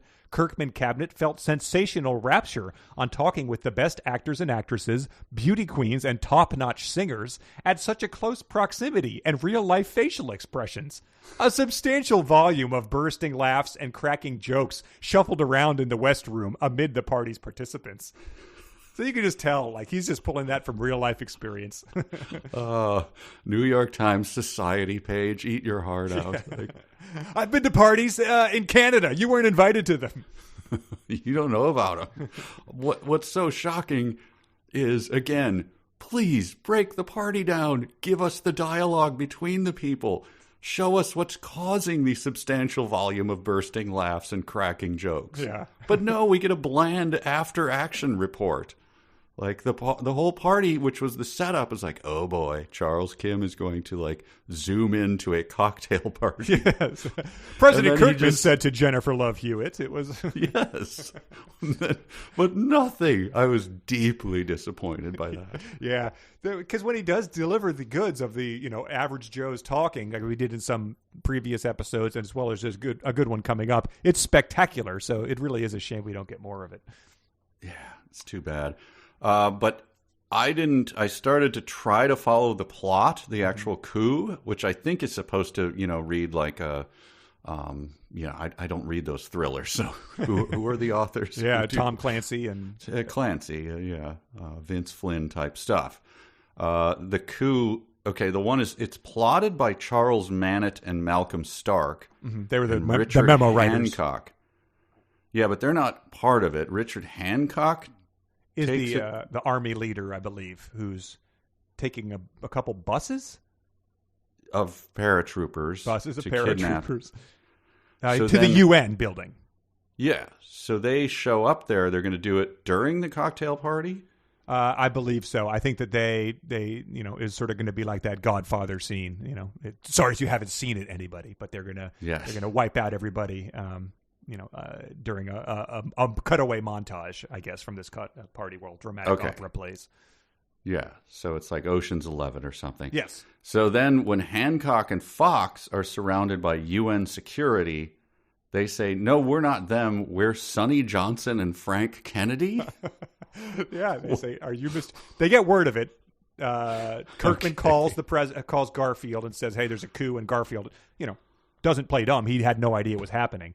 But then they're surrounded, and he says, are you Mr. Hancock and Mr. Fox? No, my name is Sonny Johnson, and this is my friend Frank Kennedy. Well, I just heard this guy say, this is Ron. Anyway, you two must follow us to our office on the 19th floor. And then who's Ron? I think Ron is one of the... I don't know. I mean, at this point in time, he said, Henry, this is Ron. Yes, sir, Colonel, I am ready. Good, Henry, you have code number 10. Thank you, Colonel, I understand. So code number 10 was to go ahead with the coup. And I think that he's catching them in a lie here, because he just heard him say to Henry that this is Ron, and then he approaches and he denies that he's Ron. He says he's Sonny. Okay, so they immediately take out, they bought 2 mustaches at Party City, yes. And they paste them on and go, what? No, this is Sonny Johnson, and my name is Frank Kennedy. That made me laugh so hard. Like, I think that's what he's doing, but I had to trace it back to make sure. Yeah, those are his fake names. He came up with them, on the spot. Those are what those guys came up with, and it's very, I don't know, It's Always Sunny or something. Like if they got caught doing something, that's what they would make up. And then he has a D-Day officer, mm-hmm. which Henry Ford. Henry Ford. Again, did he get caught by the people and had to make up a name right away and just sort of like glanced around and saw a F-150 driving by, and I'm like, Henry Ford. Yeah, that's me. So Henry Ford, who is the I didn't know there was a thing as a D-Day officer, but he's a D-Day officer. That's his official title. He's just standing there ready, waiting to, institute the coup. Yeah. And then he hears the message, Major Henry Ford, this is Miss O'Hara. Do you hear me? Ford was startled. All of a sudden he stiffened, expecting to hear the worst. Yes, ma'am, I hear you clearly.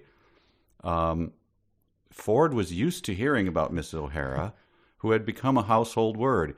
He never expected a direct word from Miss O'Hara to himself. He was, quite suddenly, aroused. Grandpa, no. Come on, Grandpa. You're describing a coup Please. right now. This guy's going to be, he knows he's about to die from the killing ray. Yeah, but he's heard a lot about her. He was used to hearing about her. She's a household word. Plus, he's missing out on this party with all the hot celeb libido action. So that's true. And in his defense, like, hey, the guy down there has a mind of his own. I can't help. Well, I mean, you never know. Like, obviously, rumors have been circulating about Miss O'Hara. So they might think it's like one of those things from Greek myths where it's like she's gonna bang you to death, essentially. It's like it could be that. I mean, because no one's encountered her, so like that could be the rumor. So you might think that's how he's about to go out. Yeah, I guess that is it. But he folds like a house of cards just from hearing the word of her, like whispering. I guess it's like those, closed circuit or something. There's exists a microphone you can point at people and direct sound only to them. So that's what they're doing. And so he just kind of looks around like, did anyone else hear that? It's her. I'm going to fold the whole coup. Yes. So he does. The way it goes down, the probably the biggest drama of the book so far is the 16th Division Special Battalion returned without any hassle. No hassle. Right. And there is going to be hassle. There's going to be executions, but they'd let them go back to where they were coming from. And it says, however, some unpleasant antagonism precipitated the relationship between Kirkman Cabinet, the Kirkman guys, and the White House to a prickly sensation, wiping out the good feelings of friendship and trust that the White House party had created. So that's a real shame. They got all those hot celebs there and beauty queens for nothing. So Fox, Hancock, Mannett, Stark, Sonny Johnson, and Frank Kennedy just killed the mood, man. Really? You totally buzzkills. Yeah. I mean, Henry Ford had a good time. Yeah, sure. But they essentially, it says, however, unfortunately to the U.S. president, the incident was spilt milk. I don't really understand how that analogy applies here. But it says, Kirkman's cabinet worked off the efforts of the incident of General Hancock by speeding up the tribunal, a capital punishment on Defense Secretary Charles Mannett, Intelligence Jar Malcolm Stark, General Richard Hancock, and Lieutenant Colonel Ron Fox, and a dishonorable discharge for the D-Day officer Henry Ford, considering his cooperative behavior returning to his barrack immediately and respecting Miss O'Hara's order. Which you gotta suspect was motivated by pretty much only one thing. So he got saved. The D-Day officer got saved by the D, I guess you could say. But so they're gonna killing wave more people off screen.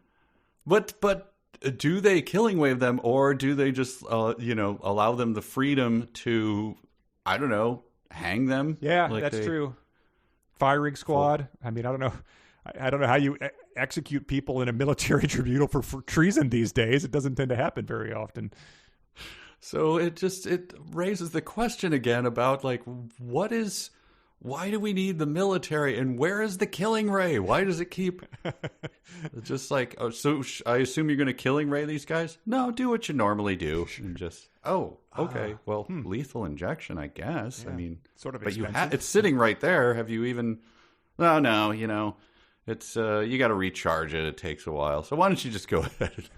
And the 16th Military Battalion returned without incident. The super geniuses let them get to the shores of I think it was Elizabeth, New Jersey, just across the river from the UN, without exercising any killing ray or even giving their buses a flat tire. So I mean, if I were the next coup, I'd have my doubts. I'd say, look, those idiots screwed up, but if we just write our memos quieter, maybe do a few things differently, we'd be able to pull this off. Yeah, so the three college people who are just banging constantly, they get together like, this can't happen anymore. We did not expect this, but So they come up with a plan, and part of it was, second, to enforce incremental steps for stronger and more scientific control for gathering intelligence. And then skip to fifth, to propagandize the concept that the global government is the real, I have a typo, form and movement for the people. So, okay, more intelligence gathering. That is more, even notes are no longer going to be private, and more propaganda. Yay! They already said out loud, in no other uncertain terms, no one will have any privacy. How can you have more intelligence gathering? We need to step it up. Yeah, really. Chips implanted, I suppose. I guess so. Yeah.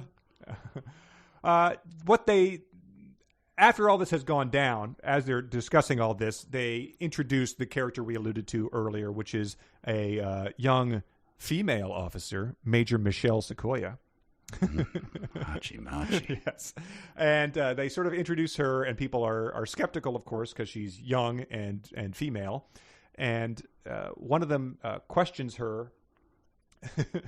And where does it talk about how hot she is? Oh, man. Oh, my gosh. Yeah. Is in here?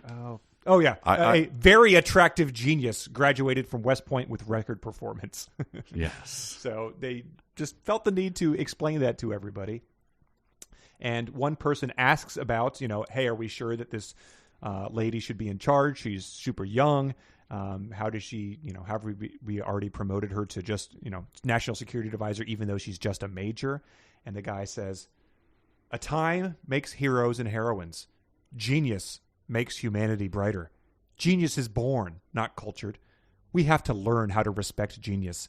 The young Major Michelle Sequoia is one of those extraordinary geniuses that our world has now. And have you seen those bazongas? Oh, woo! Honk, honk.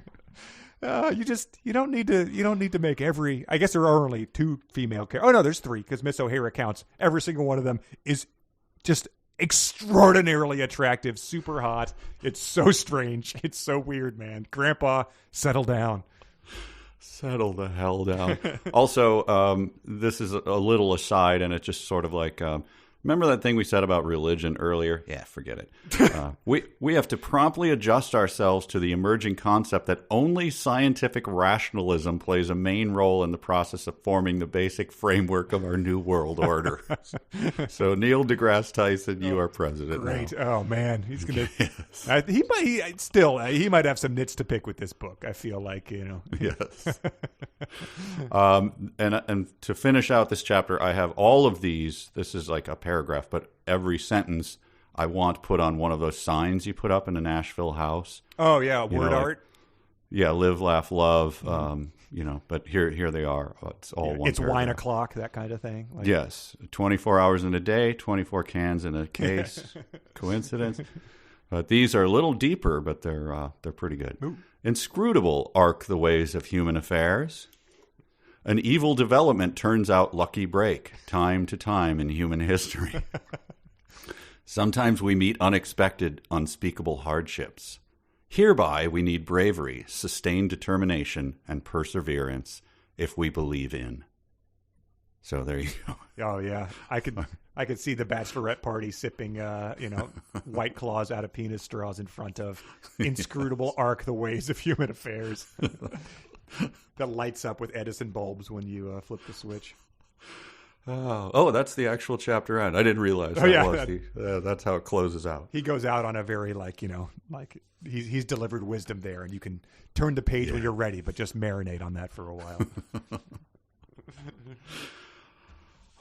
Article 16. Article 16, First World Armed Forces. This is, as we alluded to earlier, one that gets into the real nitty-gritty of how the World Armed Forces is going to be established. Nitty-gritty, yet also incredibly vague and poorly thought out, if you can imagine that combo going together, which if you've read this book, you easily can. Yeah, and buried in this chapter, which is essentially, Miss Sequoia, the only reason to read it, I guess, and this is obviously Charles Kim's plan, is like, imagine a really super hot person reading this garbage. I guess that's supposed to be the the way to get you to do it. But buried in here is, because I've been asking, why? Why the world military? What's the point? Yes. And it says here, just buried in the middle of it, and also, one world armed forces can only replace the current omnipotent technology when Miss O'Hara returns to her home planetary, 21 light years away from the Earth. Yeah. This is the first time hearing of this. I said I am not sure where this stipulation has come from. What? It's like, Poochie saying my work is done, my planet needs me type of thing. Yes. So they say that we can only do this once she leaves, or we have to do this in order for her to leave? I don't know. So the 3 horny college kids, they know all about the organization of the military. So why are they telling them that Miss O'Hara is going back to her home star? Why they don't have to say that, right? No, I think that her constantly lurking, just like the man who nuked Rome, just always being out there would be a much better way to ensure that we stick with this plan rather than to have her leave. But then again, or is it? What is it? Just like a wait till your father gets home? Like she can come 21 light years anytime she wants, yes. Young man. Well, that's the thing. Has she come here, or is she broadcasting all these demands from 21 light years? I thought that's how it was presented initially. That's how it was presented. Well, no, not really, because she said I'm from 21 light years away.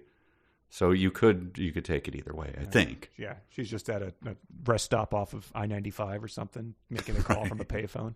I don't know. The way that he sort of started this one and led into that was I was asked if he could settle down any more. He said, the ad hoc committee of the First World Armed Forces played the most powerful leadership in consolidating the global government's governing power as if it were a supernova in making a galaxy in the universe.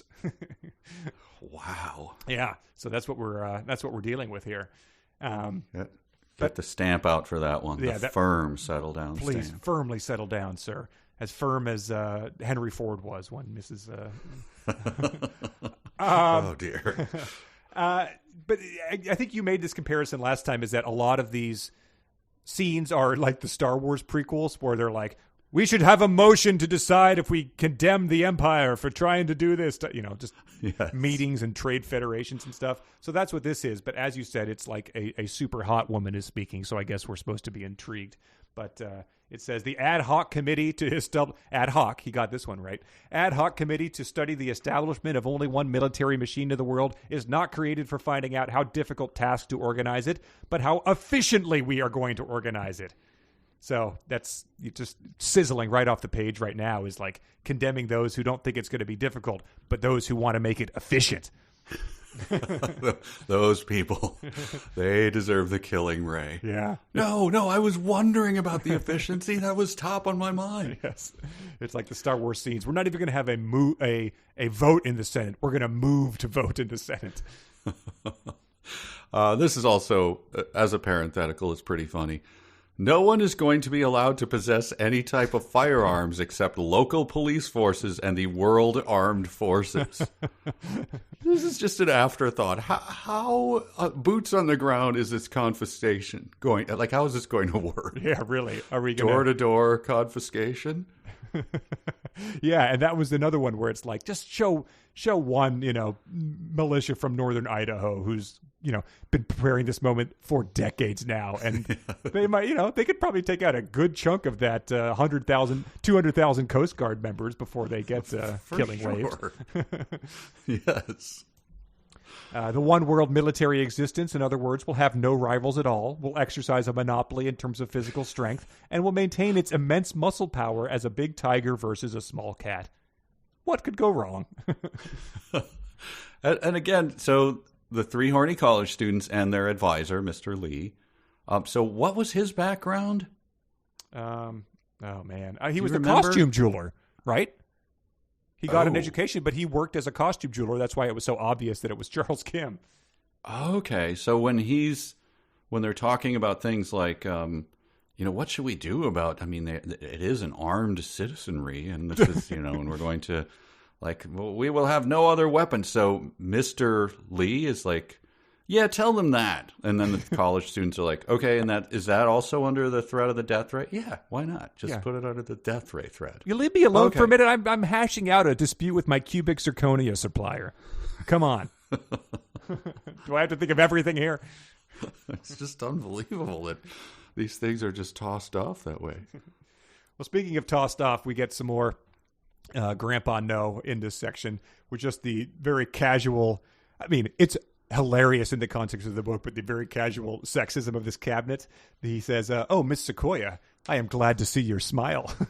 Oh, yes. You must have some good news for the committee. This is the president of the universe speaking here, President Kirkman. Miss Sequoia was one of 2 lady committee members appointed together with the new U.S. Defense Minister, Philip Hillman. So we've got some lady committee members. And he says, her first, this is how she makes her first impression. President Kirkman, thank you for your serious concern to the committee.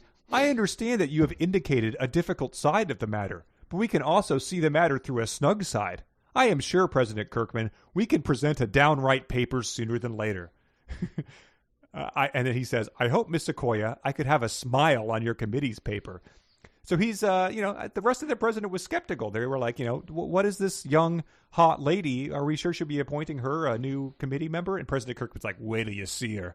She gets up there and says, presenting a smug side and a downright paper. They must have been like, sir, this lady, are you sure she's all right? The downright paper reminded me, I think I told you we just watched Rio Bravo with Walter Brennan, who has the voice that we all know from the cowboy sidekick. With, Gold! Yeah, sure. And he talks like this. President Kirkman, we can present a downright paper sooner than later. Downright paper? I don't know. It's a new one to me. Okay. And what does this mean? 'Cause I think this is her again speaking. First, to bring the most efficient military organization. Second, to invent the first world armed forces' most perfect internal controlling mechanism. And third, to lullaby complaints from non-involved parties. Yeah. The people in the audience must just be going, I'm trying to figure out what do we actually do? Right. Because we'll die if we don't do what you say, but I don't know what the most perfect internal controlling mechanism means. Yes. And how do we lullaby something? Because that is Who are the non-involved parties? It's a one-world government. Everyone's involved. Right. It sounds like they're sort of dancing around the idea of, crushing all those who stand in our way type of thing. But there's no reason to even have to pretend like that because it's well known that you have a killing wave. So that sort of goes along with that. It's like if you have a leaf blower, people assume you're going to be blowing your leaves on your lawn. So maybe just ditch the euphemistic language here. It's also what? So they talk about non-involved parties. I don't know. I assume that means people without standing militaries. Whatever. Why am I doing work? Yeah. Really. Anyway, so if you're living on one of the an ice station in Antarctica, right? I'm there for the 18 months, gathering soil ice samples, whatever. Does someone from the one world government knock on your door and go yeah, you didn't know this, but the entire world has been rearranged. Do you have any guns? Of course we have guns. There are, we need them. No, we'll take those, and it's just how's it going to work on the day to day? That's what I'm looking for. Yeah, exactly. Because as like I talked about my third grade self, the world is so unspeakably vast, and so many of these people that you're going to be informing of this are so remote and hard to reach type of thing that alone would be an interesting read about the logistics of doing all that. But then again, they just sort of think that it'll trickle down to people. They'll get word one of these days. Sure. But it would just be weird when they show up and it's we live in, we live on a free reservation, we're indigenous people from Australia or whatever. Mm-hmm. We just decided we have to break you up into 3 people, right? 3 tribes. Well, so why? How are you going to do that? Right. Hang on. Well, I don't know. Let me radio back to headquarters and see if the 3 college students have any idea. In the meantime, get started on learning English because the clock is ticking on that one. Yes. By the way, English is a language that is spoken in the other hemisphere quite a bit. So, you have any books in our language so we could start? Books? Yeah, that's the other question that's important, and we can't talk about it too much, but they have broken up China into 20 countries, right? USSR into 8. I think America's going to be into 6. Sure. Why? Right? I mean, they've discussed tax rates. They've discussed eliminating duties. But why do you need the different countries at this point in time under the one world government? Hey, they went to college. Yeah, exactly. Hey, yeah, exactly. I'm not super hot or a super genius. But like other people, Miss Sequoia has this. Remember when people had these? I've always dreamed of X or Y. Yes. I've always dreamed of dividing up China. Yes. Miss Sequoia says, I have been dreaming of organizing a worldwide military network from my school days on, together including the appropriate weapons systems, proportionate manpower, strategic layout for geopolitics, the best fabric of team organization for every unit, and the chain of command based on a scientific internal controlling mechanism. You have? What? Good Lord. The rest of us wore shotgunning Schlitz in our dorm rooms. You were all the way down to the best fabric of team organization for every unit? Man, at the parties, just like, hey, you want to dance? Like, the appropriate manpower and strategic. What's that? Oh, yeah, I'll be right there. 1 second. I guess they are playing our song. Hey, I'm finishing my report for Nicholas Nickleby. I don't get the last part. What did you put down there? Like proportionate manpower, strategic. Don't bother me. Chain of command based on a scientific internal controlling. And that you're assuming there. That's college. I mean, that could easily be as the rest of us were playing. Like freeze tag. Like, you're in. I'm not playing because I'm dreaming of organizing a world military network. Incredible. But she's also referred to as a Our Lady militarist, which is just like an amazing grandpa term. I'm sure she'll put that on her cards as she passes them out. Too. Yeah, cyber ninja of logistics, web badass, lady militarist. Here's a great thing that we need. This is the slice of life conversations between two people. We need to read it out loud as it's actual dialogue because it's just gold. This is the money shot here. I have just a few tiny notes after this, and the chapter goes on forever. So that just shows you this is the meat of it all. This is why you show up. Yeah. To 372 pages. This is fantastic. Here, I'll read the introduction to it, and then we'll go back and forth on the dialogue. And I think what kind of voice this is going to be read in. But the members of the ad hoc committee left the meeting with a pride and confidence in Miss Sequoia's touch-up of the subject. They had heard frequent admirations on her academic works and actual service in the field with soldiers. She was only a young 28-year-old woman, but she accumulated such fames, attracting even young boys' and girls' attentions. One of the members threw a casual question to his next guy. I'm wondering how the hell that pretty girl can have a concept to conquer the world with her soft fist. You know what? I am pretty much stimulated. My body's nerve root rattles my feeling. I don't know why, but I guess she is just too beautiful to talk about such a masculine stuff. And how come such a young, attractive, sexy contour could brandish such heavily a sword? Oh, her contour, you're not kidding. Well, I am so much enthralled by her foresight on the military matter. I can't help but feel more curious about her draft to be presented to us in a week. You know what? You know what? I think I maybe fall in love with her fame because she's attractive and yet talking about masculine things. The next guy heedlessly niggled with the other guy's offhand mutter. Yeah, you know what? It's not just you. I'm also going crazy about her. Frankly speaking, we are fantasying dummies, but we feel great. We enjoy being with her in that committee. Oh yeah. Oh, you can see the enjoyment from there, I hope. Oh God. The other stage direction that got left out was one guy getting more excited on the next guy's odd quip, added an additional pep. So you have two Don DeMillos perving out over the new lady militarist who I think is Secretary of the Defense or something like that. Incredible, just incredible stuff. A real, more than anything, I think that gives you his worldview. And then everything that I skipped anyway was stuff like this, just to give you an idea of why because it's like, what? Why wouldn't you read? Okay, I'll read it. Yeah. Army's manpower will be organized into 20 divisions, with each division having 20,000 soldiers, 40 brigades, with each brigade consisting of 10,000, 120 regiments with 333,000, 360 battalions with 1,111. And that goes on for every branch of the armed forces. Yeah. I mean, Navy's manpower will be 2 aircraft carriers of 8,000 soldiers. I mean, what is Charles Kim doing here? When did he think of this stuff, and why does he think that it's important? It ends with him saying, ladies and gentlemen, these numbers might look tasteless and meaningless.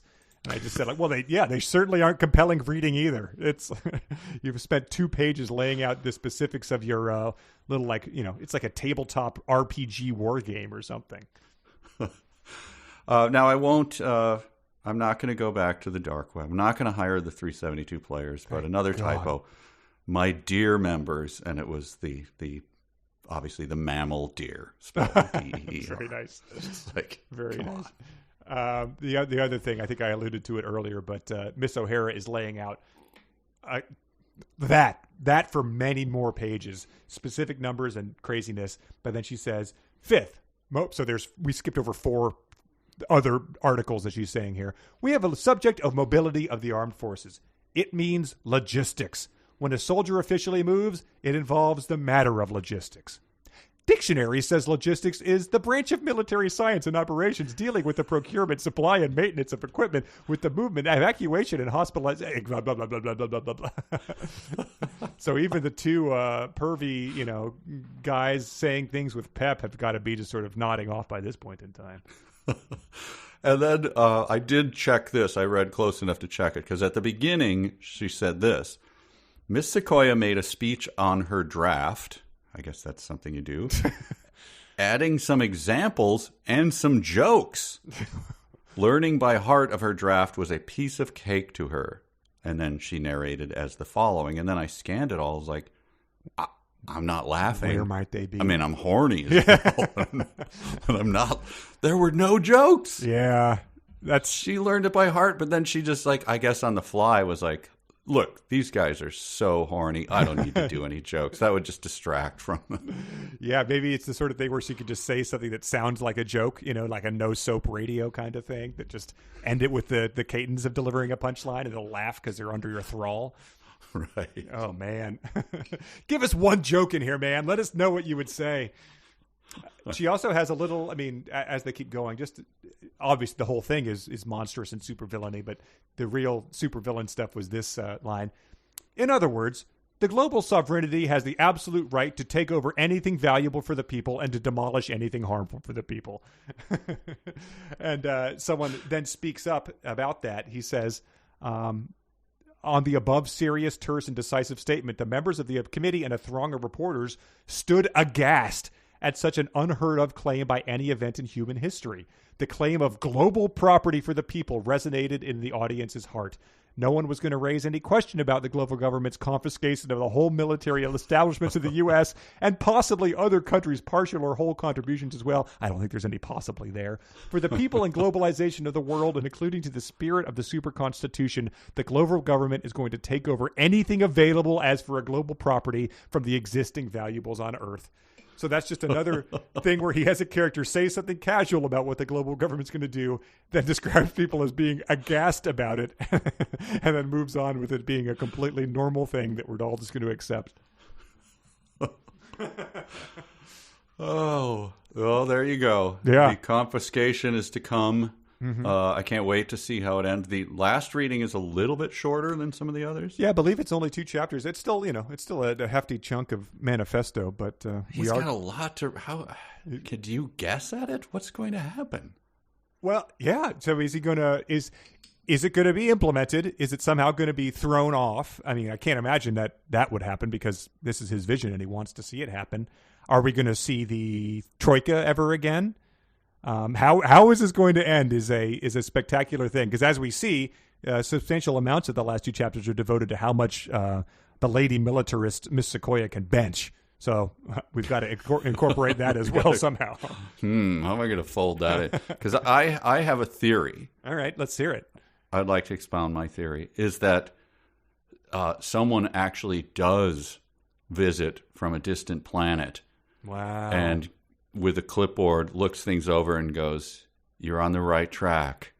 This is good." And then the Troika and Mr. Lee and the President Kirkman and everyone look at people being happy and productive, and then they shake hands with the person from a star from 21 light years away, and they go like, "Job well done." Wow. And then it's the beauty and peace forever and ever. Right. We gave you these gifts of genius and hotness to see if you would implement them in the ideal way, and you've lived up to the task. And then do they get on the spaceship and return with them, like James Earl Jones going into the cornfield and Field of Dreams, or do they? Of course they do. Yes. Spaceship orgy. Well, I mean, I have absolutely no idea. That would be great. I mean, that would be okay. It's giving him a bit of credit, I feel like, but we'll see. I guess we'll see what happens. I mean, I think that he would appeal to an authority above himself to, have the to say, like, "Charles Kim, your ideas may be crazy to the people who work in your costume jewelry shop, but not to we super smart people who come from other galaxies. Sure. We're on board with you, and we speak to you on a regular basis, and you speak to us. We talk to you through your fillings, and you hear us." Sure, yeah. Justification from a higher power would be a pretty amazing, yes, really a cherry on the sundae of maniacalness here. And then Charles Kim casually asks, "I mentioned religion earlier. What do you think?" Like, "No, bullshit." So long. The end. All right. Yes. Well, we'll see what comes to pass. Well, these are dumb sentences submitted by our listeners. We've probably covered a lot of them, but a lot of them are worth revisiting. Jeff submitted one that we covered very recently. One guy getting more excited on the next guy's odd quip added an additional pep. Yes. Craig submitted from that same conversation. "Frankly speaking, we are fantasying dummies." Janelle submitted, "George Kirkman broke a silent air of the Oval Office." She thought it was probably the ham and cheese sandwich. Justin submitted, "Dr. Kim, your ideological stance on the management of economy looks like a brand of fusion food." Justin submitted, "The giant scales make our brain cells stagger around." Hayden submitted, "Actually, we came here to set up R&D for making a decision about the basic direction of the topics we are contemplating now." He said, "Preparing to begin to plan for the possible directions of future actions." That's super Constitution in a nutshell. Second person, Mike had also submitted fantasying dummies. And Brian submitted, "The global government is going to set up an absolute standard not to impose any doctrine on anybody and an absolute arbitration on the disputes of the religious matters." So, the light hand, the subtle touch of this global government. I had one. This was something we skipped over in that final thing about the military, but there's just another nice taste of what we didn't read to you. This is all one sentence. "The Air Force's first field command will be based in Anchorage, Alaska, semicolon. Second one, Denver, Colorado. Third one, Mexico City, Mexico. Fourth one, Asuncion, Paraguay. Fifth one, London, UK. Sixth one, Moscow, Russia. Seventh one, Baghdad, Iraq. Eighth one, Cape Town, South Africa. Ninth one, Calcutta, India. 10th one, Jakarta, Indonesia. 11th one, Harbin, North China. 12th one, Sydney, Australia." That's a sentence. That's a sentence in a book that people are expected to read and take pleasure in. Mine is it's been read before, but maybe not in this context. This was a settle down grandpa moment. "The formidable U.S. political machine toddled in front of this giant Dr. Wang." Yeah, that was nice. That was a nice... So I just wanted to pull that out and make sure no one missed that. That's what I call Dr. Manhattan. Wow. Well, a lot to cover and a lot more to come. So I can't wait, to be honest. But I'm also Again, ready. I'm ready for it to be done because it's a lot. You know, it doesn't deliver quite as much on the promise as those early chapters indicated. There's still a lot of funny stuff, but it can't go on much longer. No, I feel that way towards the end of almost every book, but this one especially. You know, once you get his rhythms, once the bag of tricks is exposed, and then you get down to the nitty gritty of 17 paragraphs of how many divisions and stuff. You're just like, do I really have to read it to figure out if there's anything funny in it, or can I just skip it? Yep. But I'm looking forward to the end. Yes, and thanks to everyone who listens. Thanks to everyone who supports the podcast. Thanks to everyone who writes in. Patreon.com/372pages. We will finish the damn book for next time, and we will see you then.